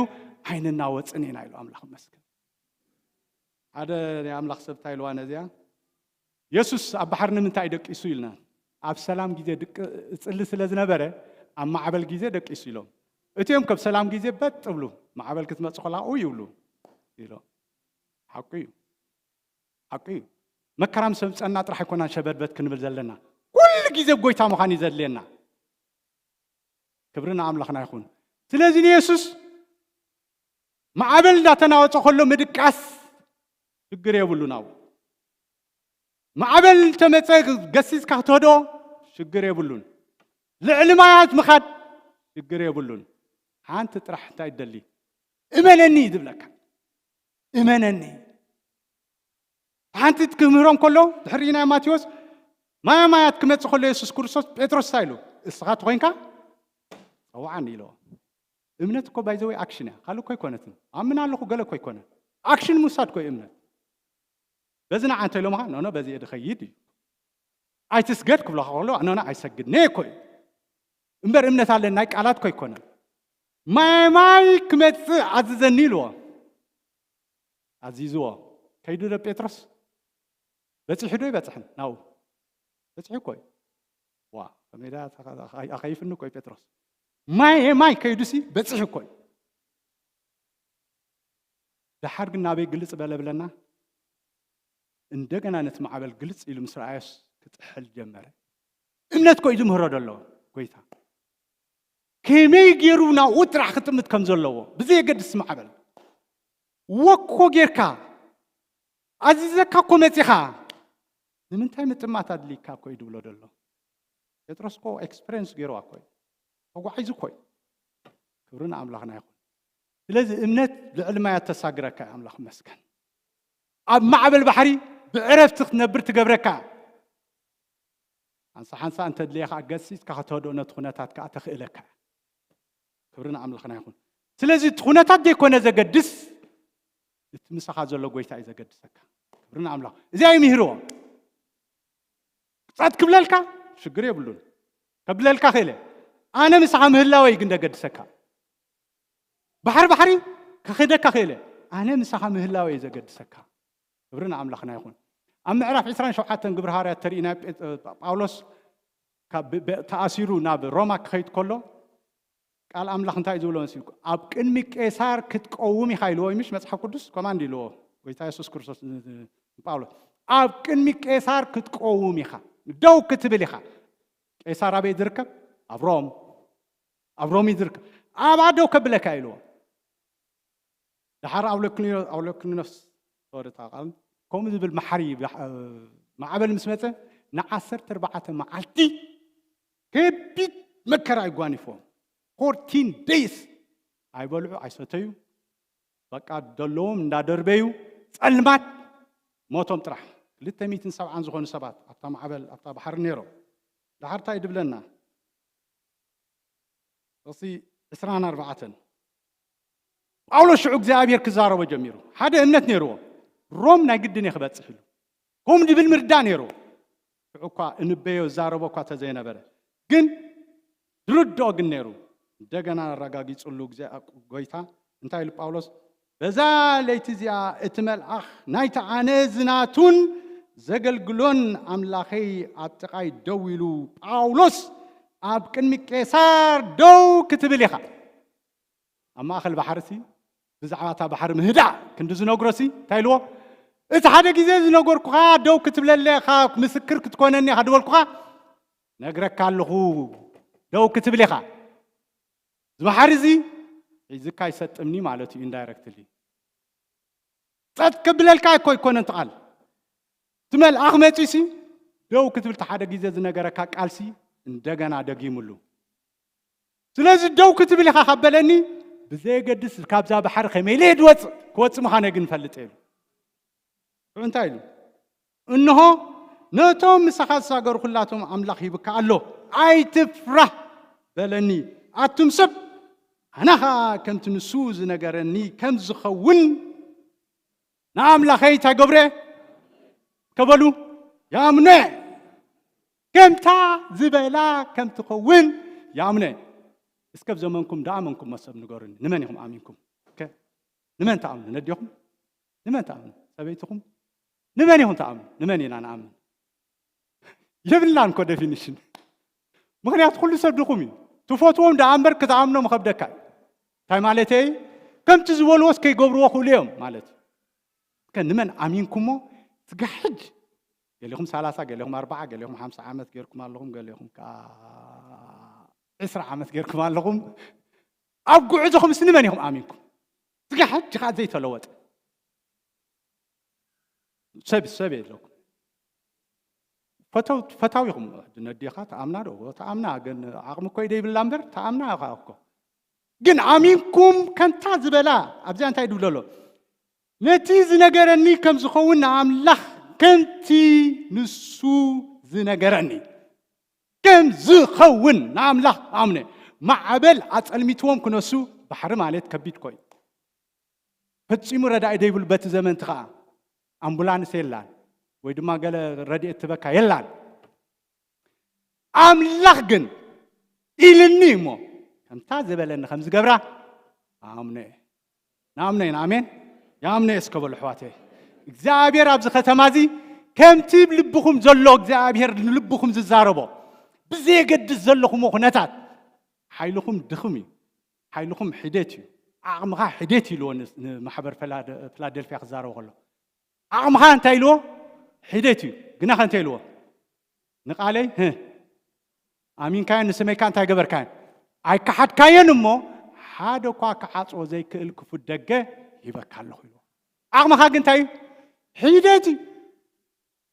ውሱን ኢኻ ግናኸ እግዚአብሔር ዝበለካ ኸውን እዩ ኣሜን ድባሉ ኣይ በቃ እዚኣ ጥራሕ ናህና ኣጆናስ ክኸውን ይስከበሉ ኣሕዋት እዚታት እኮ ብዶላራት ኣይርከብ ንፈርሖ ኮይና ኢና እምበር ኣይርከብኒ እኮ ብዶላር ኣይርከብ ብቅርሺ ይርከብ ብወርቂ ይርከብ እግዚአብሔር ዝበሎ እናኾነ ብህይወትካ ክኸይድ እኮ ኣይርከብኒ እኮ ኣይርከብኒ እኮ ድርከብ መሲልኩም ዝሰመንኹም ዶ ኮይኑልኩም እዩ ብገንዘብ ጌርኩሞ ሓንጌሌና ድበዝሕ ውሕድ እንዲ ገንዘብና ኣይና ገንዘብ ረኺብና ኢና ተንረክብስ መርኣናካ ትብሉን ትኾኑ ብዙሕ ገንዘብ ዝሓዙውን ኣለዉ እኮ ኢለኩም የድሓን እሶም ኣብዚ ወፂኹም መስክርቶ ዝብሎም ገንዘብ ኣብ ልዕልና ስቲና እምበር ካብኡ ይሓለፈን እዮም ክብሉ እግዚአብሔር ግን እቲ ዝበሎ እንታይ ገብሮ እዩ ካብዚ ንሰማይ ከግዕዘካ እንዳበለካስ ኣብዛ ምድር እዚኣ እግዚአብሔር እሙን ይሕዋተ ዋይ እግዚአብሔር እሙን እዩ እቲ ዝበሎ ከም ዝገብሮ ከምታ ዝበለኒ ይኣምነ ስለዚ እንታይ ኢልዎም ህዱ ንዑ ንብላ ኣንስተይ ኢልዎም ሽዑ እንታይ ኢልዎም መሲልኩም ጥቕስ 34 ሓደ ካባኻትኩም ፀጉሪ ርእሱ እኳ ኣይ ክትጠፍእን እያ እዚ ኣይበሎም እኮ ጎይታ እዩ ግን ኢልዋ ሓደ ግዜ ጎይታ ኢየሱስ ክርስቶስ ብዘይ ፈቃድ ኣቦይ ካብ ርእስኹም ሓንቲ ፀጉሪ ርእሲ እንታይ ትኸውን እያ ኣይትወድቕን እያ ደኢልዎም ነዚኣ እኮ ይደጊምዋ ኣምላኽ ክገብሮ እንተይልካ ሓንቲ ፀጉሪ ርእስኻ እውን ኣይትነጥርን እያ ብዘይ ፈቃዱ እዩ ትኾነ ከማ እኮ ይድብሎም ካብ ኣንኳይ ካልእ ክትኮኑስ ኢሉ ሓደ ካባኻትኩም ፀጉሪ ርእሱ እኳ ኣይ ክትጠፍእን እያ እሞ ህዱእ ብልዑ ኢልዎም ባሕሪ ስግር መሰለ እንታይ ኣጓኒፎ ጳውሎስ ተመን ናይ ምድረ በዳ ተመን ኣጓኒፎ ትፈልጦ ኢና ሓቀይ ከምዚ ገይሩ ዕንጨይቲ እንዳኣከበ ከሎስ ተመን ሕዝ ኣቢልዎ እቲ ተመንቲ መርዛማ እዩ ኣውቶማቲካሊ ዝቐትል ሓንሳ የፅናሓካኒ ኢሎም እቶም ኣብኡ ደለዉ ደቂ ዓዲ እዚ ካብዛ መርከብ ተወፀሲ ርጉም ቀታሊ ሰብ እዚ ኣምላኽ ክቐትሎ ስለ ዝደለየ እኮ እዩ ጳውሎስ ከ ኣይተዛረበ ኣይሓሰበ ብስም የሱስ ኣይበለ ኣይገለ እንታይ በል ጸቅ ተተጸበይ እሱ ስርሑ ይሰርሕ እዚ ኣምላኽ ኢሎም ሽዑ ኣምላኽ እዩ እዚ ኣምላኽ ክኸውን ኣለዎ ኣምላኽ ስለ ዝበሎ እምበር ኣምላኽ ስለ ዝኾነ ይኮነ ኣምላኽ ስለ ዝበሎ ተመን ቄሳር እኳ ኢኻ ደው ክትብል ኢልዎ እታ ተመን ኣርሕቆ ወደ ኢልና መፅሓፍ ቅዱስ ደርቢዎ ወደ ኢልና ጸቅ ኢኻ ተብሎ ካልእ ወላ ሓንቲ ኣምላኽ ዝበሎ እዩ ዝኸውን ኣብ ህይወትና ኣሜን እግዚኣብሔር ዝበሎ ጥራሕ እዩ ዝኸውን ንሱ እዩ ዝኸውን ክብርና ኣምላኽና ይኹን እዚ ምሳኹም ክዛረብ ከለኹ እኮ ንርእሰይ እንኮላ ይሰብካ ደለኹ እኮ ኣጆኹ ነብሰየ ድብላ ደለኹ ከምዚ ክሳይ ልዕሊኹም መፅየ ድዛረብ ደለኹ ይመስለኩም ኣጆኺ እየ ድብላ ደለኹ እግዚኣብሔር ዝበሎ እዩ ዝኸውን እስከ እግዚኣብሔር ዝበሎ እዩ ዝኸውን ኣብ ህይወተይ በሉ ማንም ኣሒዘንን ክብርና ኣምላኽ ይኹን ፍቓድ እግዚኣብሔር ክፍፅም ጥራሕ እየ ብዛ ምድር እዚኣ ደለኹ ክብርና ኣምላኽና ይኹን ካልእ ፍቓድ ኣምላኽ ዘይኮነ ብህይወተይ ይመፅእ ደኣ እምበር ኣይፍፀምን እዩ ክብርና ኣምላኽና ይኹን እናወዳእኹ ክኸይድ እሞ እንታይ ኢና ደኣ ከመይ ኢና ደኣ ክንገብራ ዘለና ሓፃራባ ከለኹ ትንክፍ ከብላ ከመይ ኢና ባ ክንገብር ዘለና እምነትናሲ ዊክ እንተኮይና እምነት መቸም ከባድ እያ እምነትኩም ድኹም እንተኮይኑ ከቢድ እዩ ፑሽ ኣይትገብርኒ ኢኻ ኢሪስፖንሲብል ኢኻ ትኸውን ቆልዓ ስለ ዝኾነ ሓላፍነት ኣይስከምኒ ሓቀይ ዶ እምነትካ ድኽምቲ እንተኮይና ቀዳመይቲ ተሃድመላ ሓላፍነት ዘይምስካም እያ ኩላ ተልሕቓ ኢኻ ኢሪስፖንሲብል ዝገብረካ እምነትካ እንተደኺሙ እግዚኣብሔር ከዓ ኣመንቲ ክገብረና ከሎ እንታይ ክንከውን ኢና ምኽሪ እግዚኣብሔር ኣምባሳደር ክርስቶስ ኢና እሞ ናይ ኣምላኽ ወከልቲ ኮይና ኣብዛ ምድር እዚኣ ብርሃንን ጨውን ኮይና ክንግለጽ ሓቀይ ዶ ነዚኣ ሪስፖንሲብል እዚኣ ሒዝናያ ክንወፅእ ኮይና እንታይ ኢና ክንከውን ዘለና እምነትና እናሓየለት ክትከይድ እዩ ዘሎ ኣምላኽ ማቹር እናኮነ እናሓየለ ብቓል እግዚኣብሔር ብጸሎት እናሓየለ ክኸይድ ዘሎ ኣምላኽ መስገን እምባቆም ተሪእናያ እንታይ ኢሉ መሲልኩም እታ ምዕራፍ 2 ናብኣ ምልስ ኢለ ንእሽተይ ክዛረባ ከለኹ እምባቆም እንታይ ኢሉ እቲ ዓማፅሲ ነቲ ጻድቕ እንታይ ገብረሎ ከቢብዎ እቲ ዓማፂ ነቲ ካብኡ ዝጸድቕ እንታይ ገብሮ ክውሕጦ ደሊሎ እሞ ኣንተ ኣምላኽ እንታይ ደኣ ትሚልካ ኢልዎ ከለዳውያን ኮይኖም ባቢሎናውያን ኮይኖም ክውሕጥዎ ደልዮም እንታይ ድርኢ ደለኹ ጉድ ርኢ ኣለኹ ኢሉ ጉድ ርኢ ኣለኹ እግዚአብሔር ግን እንታይ ኢልዎ ሽዑ መሲልኩም ኣኸንብባ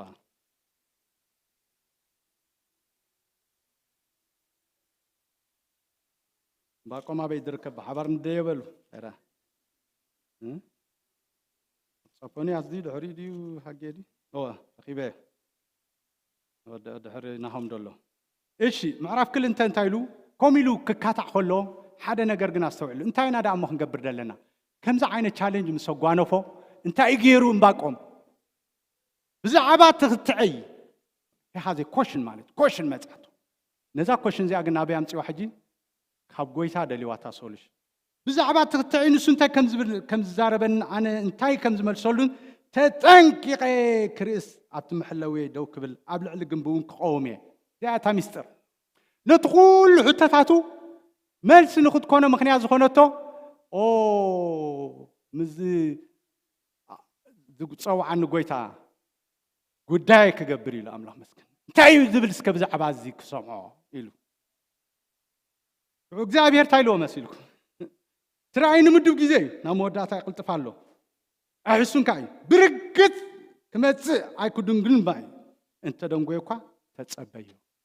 እዚኣ ጠቂሶም ኣለዉ ዋላ ዕብራውያን ጠቂሶም ኣሎ ክመፅእ ዘሎ ብርግፅ ክመፅእ እዩ ሓቀይ ዋላ እንተ ደንጎየካ ተፀበየ ይብሎ ኣሎ ነዚ ነገር ፍትሒ ክገብርሲ ዝሓንቲ ዝርዝራቱ ምናልባሽ ስብከ ስለ ዝኾነ ከይዝርዝሮ ክእለ እቲ ዝመፅእ ክመፅእ ነዚ ራእይ ንምድብ ግዜ እዩ ዕላማ ኣለኒ ዝመፅእ ክመፅእ እዩ ኣይክድንግን ብቁልጡፍ ፀሓፎ ረሳዓይ ብዝሓዚ ጉዳይ ይብሎ ኣሎ እንተ ደንጎየካ ተፀበዮ ስለዚ ብጉያ ክንበብሲ ነቲ ራእይ ፀሓፎ ኣብ ሰሌዳታቱን ቅረፆ ኢሉ መለሰለይ ኢሉ ምዕራፍ 2 ዝርዝር ነጊርዎ ማለት እዩ እንታይ ኢሉ እንሆ ነፍሱ ተነፊሓ እውን ዘይቅንዕት እያ ጻድቕ ግና ብእምነቱ ይነብር ኢሉ ኣምላኽ ዝኮ እግዚአብሔር ይድብሎ ደሎ እስኻ ጻድቕ እንዲያ ብእምነት ንበር ኮ ይድብሎ ደሎ ከምቶም ቅዱሳን ኣቦታትካ ብእምነት ንበር ኣምላኽ ዝገብሮ ነገር ኣለዎ ኣብ እግዚአብሔር ጥራሕ ተወከል እቲ ክኸውን ዘሎ ክኸውን እዩ ንምንታይ ደንጉ ይተልካኻ ተጸበ ግን ክኸውን እዩ ሰዓት ክንደይ እንድዒ ተጸበ ሕክምና ሓደ ግዜ ኢምፖርታንት ተላ እንታይ እንድብለኻ ሞ ሰዓት ክንደይ ተጸበ ግን ኢምፖርታንት እያ ካብ ከይትካ ሰሪሕኻ ገንዘብ ተምፅእ ካዶ ትሕሸካ ትጽበያ ኣነ ሕሸና ናይ ጎይታ ነገር ድሕሸና ናይ ዘላለም ህይወት ወረስቲ ኮይና ብእምነት ደው ኢልና ካብ እግዚአብሔር ዓስቢ ተቀቢልና እግዚአብሔር ባኣና ባህ ክብሎ ደንደሊ ተጸበ ይድብል ክብርና ኣምላኽ ይኹን ተጸበይሉ ኣምላኽ መስግን ግን ከምታይ ሰሚዕዋ ኣብ መሕለዊ ዶ መሰለ እግዚአብሔር ታይ ዝብል ብዛዕባ ዚ ጉዳይ ዝመሰለ ኣምላኽ መስግን ስለዚ እግዚአብሔር ግዜ ክንቦ ርእስና خوفيلنا حواتي كنمرمر يدلينا حصر كبلو خلو بእምነት ተዓሊኹም ሲልና ቆሮንቶስ ክዛረብ ከሎ ምዕራፍ ካልኣይ ቆሮንቶስ ምዕራፍ 5 ይመስለኒ ርእስኹም መርምሩ ርእስኹም ካንታይ ግበሩ መዓስ ኩሉ ሻዕ ኣበይ ኣብ ጸሎት ኣበይ ኣብ ቃል ኣምላኽ ብእምነት ተዓሊኻ ኣገልጋልኹን ክስተኹን በዓል ክስተኹን ብዘይገድስ ብእምነት ተዓሊኻ እንታይ ኸውን ርእስኻ እንታይ ግበራ ኩሉ ሻዕ ፈትሻ እዚ ዘይትገብሩ ተኮይንኩም ኢሉ ሽዑ መኸታ ዘይተጽንዑኹም ይብለና ኣሎ መጽሓፍ ቅዱስ እግዚአብሔር እንታይ ክኸውን ከም ዘለዎ ህይወትካ ክነግረካ ጥራሕ እንታይ ንኹን ርእስና ኣብ ቅድሚ እግዚአብሔር ነቕርባ ኩሉ ግዜ ወይኒ ዴይሊ መዓስ ዴይሊ እስከዚ ዓመት እዚኣ ከመይ ሓሊፈ ኢልና ስሩዕ ዝኾነ ህይወት ኣለና ኣሕዋተይ ኩልና ብዙሕ ነገር ንሽገር እንዲና ግን ከመይ ሓሊፈ ተንብላ ዲፋይን ምገበርና ዶ I'm sorry ንበዝሕ ኣይመስለንን ዲፋይን ንገብራ ዛ ህይወትና ከም ዝመጻ ማዕበል ፖሎ ኣኸይዳ ኣብዚኣ ካበጽሓይና ክንብላ ፖሎ እኮ ሓደገኛ እዩ ቁልቁል ምስ ረኸበ ሒዝካ ናበይ ድኸይድ ይገደል እዩ ቁርብ ሜዳ ስለ ዝኾነ ጽባሕ ንጎ ቁልቁል ምስ ኮነ ሓደገኛ እዩ ስለዚ ንቋጻጾሮ ህይወት ክህልወና ርእስና እንምርምረሉ ባይታ ክህልወና ኩሉ ግዜ የድልየና ኣሕዋት ጽን ምባል ንእግዚአብሔር ካብ መስዋዕቲ እንታይ ይገብር ኢልዎ መጽሓፍ ቅዱስ ይበልጽ ኢልዎ ሳሙኤል ክዛረብ ከሎ ጽን ምባል ንኣምላኽ ካብ እንታይ ይበልጽ ኢልዎ ካብ ስቡሕ ደዓውል ካብቲ ኣምላኸይ ንብሎ ይበልጽ እዩ ንኣምላኽ ብትኽክል ድሕር ሰሚዕናዮ ተረዲእናዮ ሓሳቡን ምኽሩን ተረዲእናዮ ኣይትናወጽና ህይወትና እናሰዓረት እያ ትኸይድ ኣምላኽ መስገን እግዚአብሔር ዝበሎ ጥራሕ ኢኻ ኣብ ህይወትና ዝፍጸም ክብርና ኣምላኽ ይኹን ከም ሕብረት እምበኣር ናይ ኩልኩም እንዲናፍቆተይ ኩልናሲ ሓደ ዓይነት ስፒሪት ሒዝና ከም ሰራዊት ክንወጽ እንዲ ናፍቆተይ እምበር ሓደ ክስታይ ክኸውን ገለ ኣይኮነን ንዓይ ብዝርዳእኒ ማለት እዩ ኩሉ እኳ መስርዑን ኣገባብን ተሃለዎ ኩሉ ነገር ግና ኣምላኽ መስገን ክርስቶስ ኣባኻትኩም ኣባኺ ብርቱዕ እምበር እንታይ ኣይኮነን ድኹም ኣይኮነን ኣምላኽ መስገን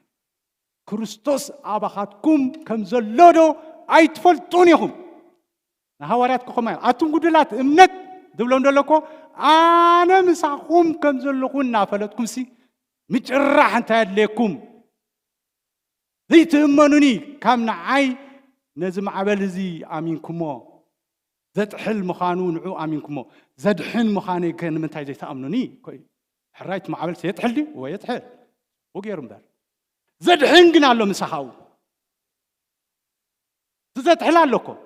ዘድሕን ግን ኣሎ ኣምላኽ መስገን ክንዲት ነቲ ማዕበል ዝኣመንኩሞ ኣትሊስት ክንዱ ንዓይሞኒ ንኸድሕን ከም ዝኽእል ሓይሉ ኣለዎ ኣርእዎም ከኣምላኽ መስገን ማዕበላት ዝእዘዝዎ ደኣ ሃዋይስ ኢሎም ትገሪሞ ክብርና ኣምላኽና ይኹን እዚ እግዚኣብሔር ኣምላኽና እንታይ ንግበሮ ኩሉ ግዜ ጽኒልና ሓሳብ እግዚኣብሔር ንስማዕ ኣምላኽ መስገን ክብርና ኣምላኽና ይኹን ኣብ መጨረሻ እምበኣር ንቑሑ እብለና ኣሎ ቀዳማይ ቆሮንቶስ 16:13 በኣ ከዓፁ ኣኽለኒ መስለኒ ኣይውዳኒ ናይ እምነት ነገር ንቑሑ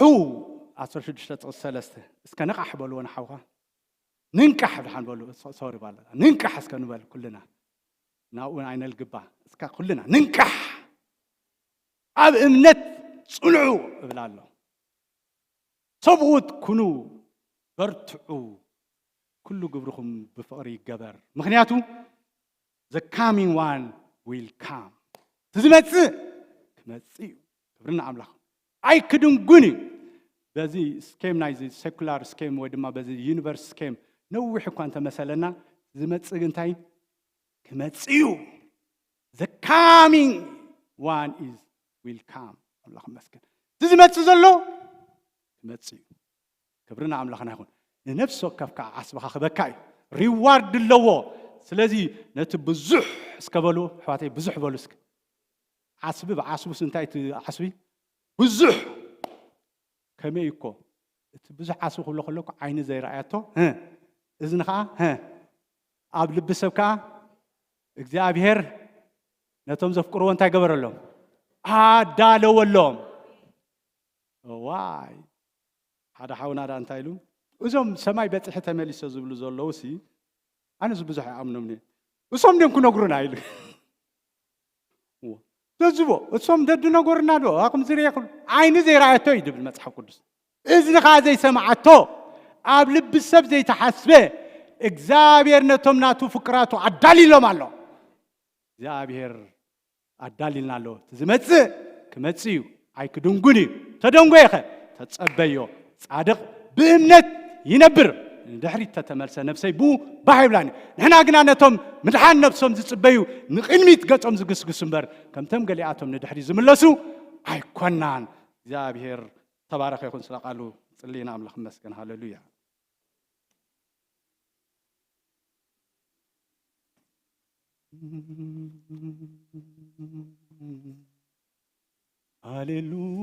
ሃሌሉያ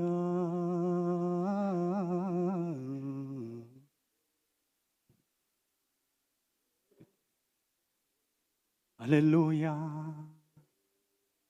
እስካሕዋተይ ገለ ካብዚ ቃል ዝሓዝናዮ ነገር ክህልወና ተስፋ ይገብር እግዚኣብሔር እሙን እዩ ኣምላኽ መስገን ሃሌሉያ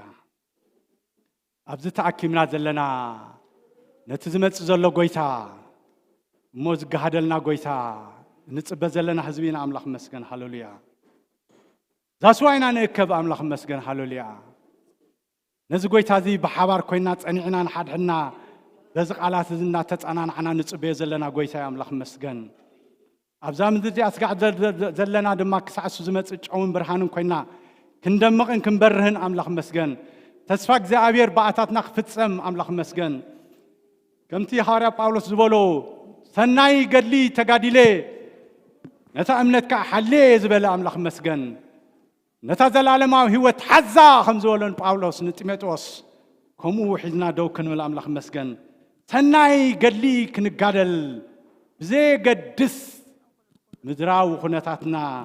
እግዚአብሔር ግን ሰማያዊ ነገር ሪዋርድ ለው ሕዋቴ ሃሌሉያ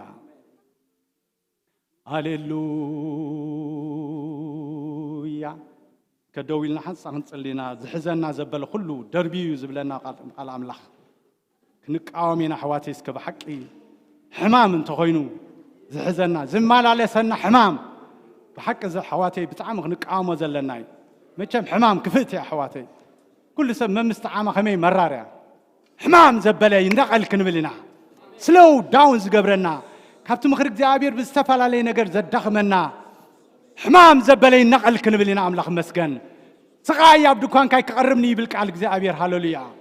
حيل حمام زبله كم مخرج እግዚአብሔር نمقدال كل غيزه امرنا زحزون لبنا زحزون سغانا زحز حيل تصلمات بيسوع سم نفرسولنا بنازريتاو بيسوع سم نفرسولخو كداونا الاملاخ مسكن اما اكلنا زلو كون عينت حمام كم مخرج እግዚአብሔር سلو داون زغبرنا زغوتنا كاين سغم بامنت كاين غوي لحازنا بنازريتاو بيسوع سم نفرسولخو سلطان بيسوع كريستوس سم نفرسولخو بنازريتاو بيسوع سم نفرسولخو بنازريتاو بيسوع سم بسيريسوس يفرس بنازريتاو بيسوع سم يفرس بنازريتاو بيسوع سم يفرس بنازريتاو بيسوع سم يفرس ابا اكلاتنا نحس كلنا املاخ مسكن كلنا زحمنا ነገር نحسو كابزي زترفني ابيت እግዚአብሔር بتغሃት ከይገልግል ቤት እግዚአብሔር بتغሃት ከይቆም نحواتي بتوهبن ጸጋ ከይገልግሎም አወፃን ዘለው በትዝግባን ከይገልግል زدخمن زخونه حيل حمام نقللخ بالحواتي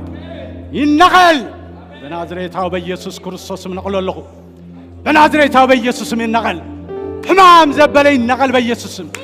بوتاي بالكان بحزب እግዚአብሔር نفسي بحيل نقن متقسقس بلوع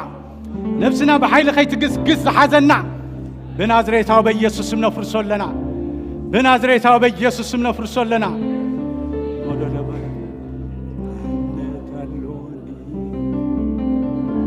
بادا بادا بادا نني ميكلا برادا بادا ليلا دا باندا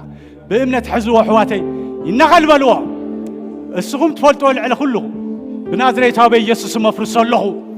بسلطان بيسوع سم تنقل يكون حيل حمام بسلطان بيسوع سم نقللخو بيسوع سم نقللخو بيسوع سم نقللخو ما دادا ما غادا ما غادا باساترا براندا دادا بادا بادا بادا با رمادا دادا بادا كانوا خناتا زحزنا زبله እግዚአብሔር كم حيال جقنا مساخي سرع مساان كون خيليو نايقل حصراتات بزح ነገር كلونا خيليو እግዚአብሔር ግን ክራዳና አሜን በዚህ ምክንያት እዚ ሰይጣን ኢንቴንሽናሊ ኮኔሉ እንቅፋታት ዝገብረልና ሁሉ ክንሰብረይና ኣብ ስራሕና እንቅፋታት ዝገብር ኣብ ኩሉ ነገር ከዳخمنا ዝመጽ ኃይል ጸልማት ከነፍርሰይና ኮኔሉ እና ተጋኹም كلهم እና ጻዓርኩም كلهم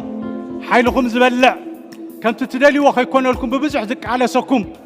በኢየሱስ ክርስቶስ ስም ዝተሰብረ ይኹን እምነትና ንምድኻም ዝመጽ ሕዋተይ እዚ በኢየሱስ ስም ሰብረለኹ በናዝሬታው በኢየሱስ ክርስቶስ ስም በናዝሬታው በኢየሱስ ክርስቶስ ስም ማዕበላት በኢየሱስ ክርስቶስ ስም ሰብሮም ኣለኹ በኢየሱስ ክርስቶስ ስም ንምንዋጽ ዝለዓል ኣብ ሕዋተይ ኣብ ህይወተይ በኢየሱስ ክርስቶስ መፍርሰለኹ ፈቃድ እግዚአብሔር ኣብ ህይወተይ ንኸይፍጸም بزتفالالي ነገር ከዳخመን ዝመጽ ኃይል ጸልማት ሰብረለኹ በኢየሱስ ስም ይሰበር በኢየሱስ ስም ይሰበር ኣብ ቤተይ ዘሎ ዕንቅፋት ኣብ ሓዳረይ ዘሎ ዕንቅፋት ብዝተፋለ ኣብ ደቀይ ዘሎ ዕንቅፋት ስበርዎ ሕዋተይ ይሰበር በልዎ ንሕና ግና ከምቶም ንምድሓን ነፍሶም ንቕድሚት ዝጎዩ እምበር እንድሕሪ ዝምለሱ ይኮናን نحريتنا نحرحر كنان يسوع كريستوس كنزاكل متصرار تعجسه قويتا تأمتي لنا له قويتا تعجسنا أملاخ مسجن بيسوع اسم صبر له بيسوع اسم صبر له أبي وتيا وشات إذا أدخلوا نعم لخ زي كنا كله انكفات زبله كله بسلطان بيسوع اسم صبر له هاليلويا هاليلويا هاليلويا أنا أمنت الله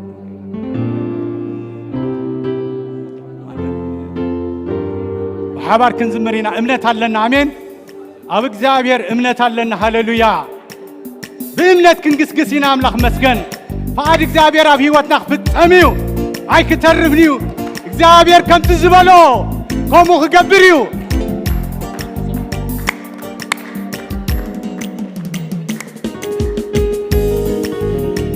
ሃሌሉያ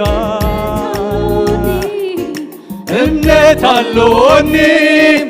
እምነት አለኒ እምነት አለኒ ኣብ ኩሉ ዝኽእል ኣብ ኩሉ ዝኽእል ኣብ ኩሉ ዝኽእል ኣብ ኩሉ ዝኽእል ማሕበርነት ወይ እምነት አለኒ እምነት አለኒ እምነት አለኒ እምነት አለኒ ኣብ ኩሉ ዝኽእል ኣብ ኩሉ ዝፈልጥ ኣብ ኩሉ ዝኽእል ኣብ ኩሉ ዝፈልጥ እምነት አለኒ እምነት አለኒ እምነት አለኒ እምነት አለኒ ኣብ ኩሉ ዝኽእል ኣብ ኩሉ ዝኽእል ኣብ ኩሉ ዝኽእል ኣብ ኩሉ ካመንዳዬ ካመንዳዬ ዝፈርህ ካመንዳዬ ካመንዳዬ ዝሽብር ካመንዳዬ ሃሌሉያ ካመንዳዬ ዝፈርህ ካመንዳዬ ካመንዳዬ ዝሽብር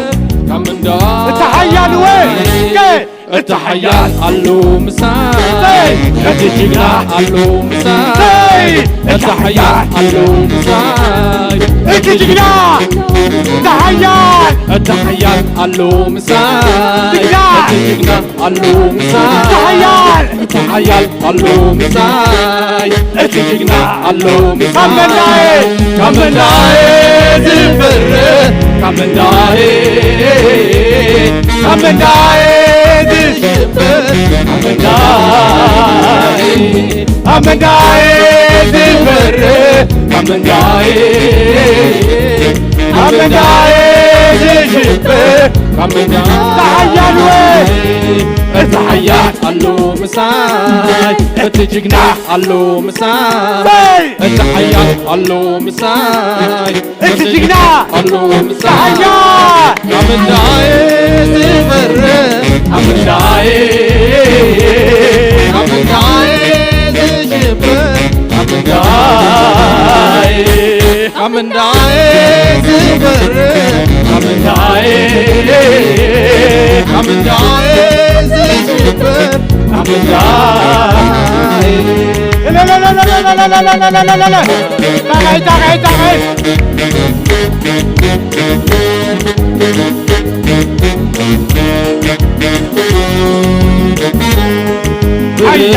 ባሩባድንሞት እንኳ እተኸቶ ክፉ አይክፈርህ መንገዱ ላለው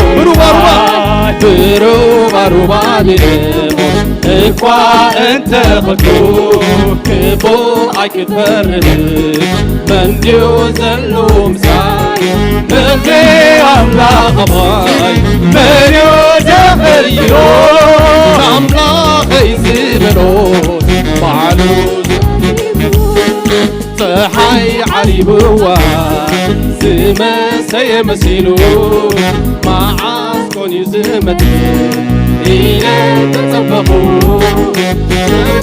ኮነ ተስፋይ ዝገበርክዎ ብግዚኡ ኣምላኸይ ተበኺሉሎ ኣሎ ኣሎ ክዝኣመንክዎ ኣሎ ኣሎ ክዝኣመንክዎ ኣሎ ኣሎ ኣሎ ኣሎ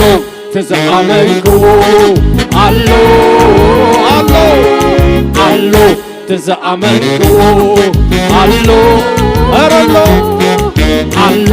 ክዝኣመንክዎ ኣሎ ኣሎ ኣሎ ኣሎ ክዝኣመንክዎ ኣሎ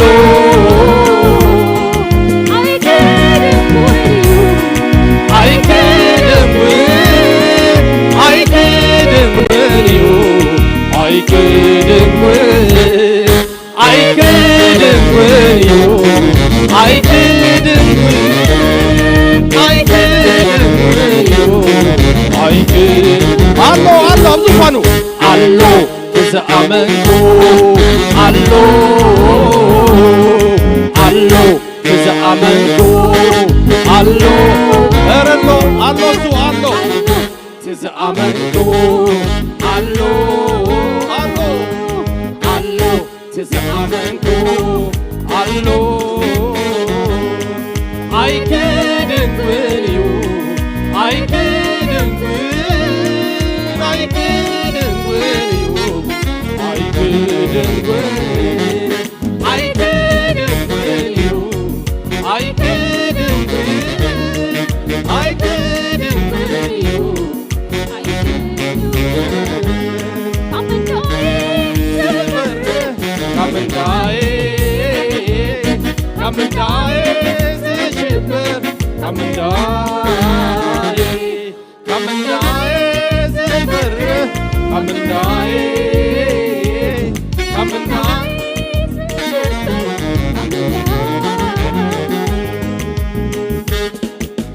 انتي يحزني كيهبو مسكنا انتي يحزني كيهبو إلتا انتي يحزني كيهبو انتي يحزني كيهبو مسكنا انتي يحزني كيهبو انتي يحزني كيهبو مسكنا انتي يحزني كيهبو انتي يحزني كيهبو أملكو Come and die زبر Come and die Come and die زشبر Come and die Come and die Come and die زشبر Come and die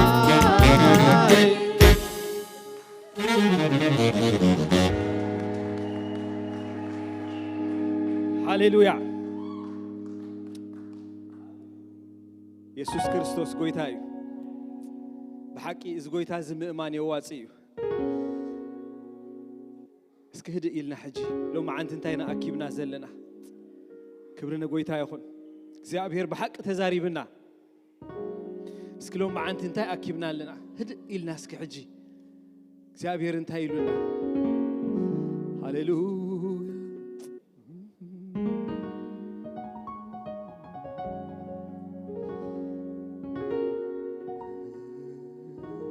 ጻድቅ ግና በእምነት ይዝነብር ጻድቅ በእምነት በህይወት ይነብር እዚ ብዛዕባ ካልእ ጥራይ ኮነን ተጻሒፉ ብዛዕባ ናይ ተጻሒፉ ሞ ኣሕዋተይ እስኪ እግዚአብሔር ጎደናና ብምሉኡ ናይ እምነት ናብራ ክገብሮ በዚ በረኸት እዚ ይባረኸና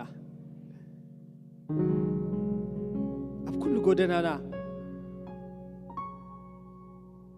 እዚ ጎይታ እዚ መራሒና ይኹን ኣብኡ ንደቕ ኣብኡ ንጸጋዕ ንሱ ኸኣ ንዘለዓለም ኣይከስተሓፍረናን እዩ ክብሪ ንስሙ ይኹን ዘላለማዊ ኣምላኽ ብጎይታ ብኢየሱስ ስም ነመስግነካ ከማኻ ዝበለ ኣምላኽ የለን ክብሪ ንህበካ ኣለና ሰማያትን ሰማያትን ኣይሽከሙኻን እዮም ወእግዚአብሔር ኣምላኽ ንስኻስ ብርቱዕ ኢኻ ጎይታ ዘመናት ኢኻ እሞ ነመስግነካ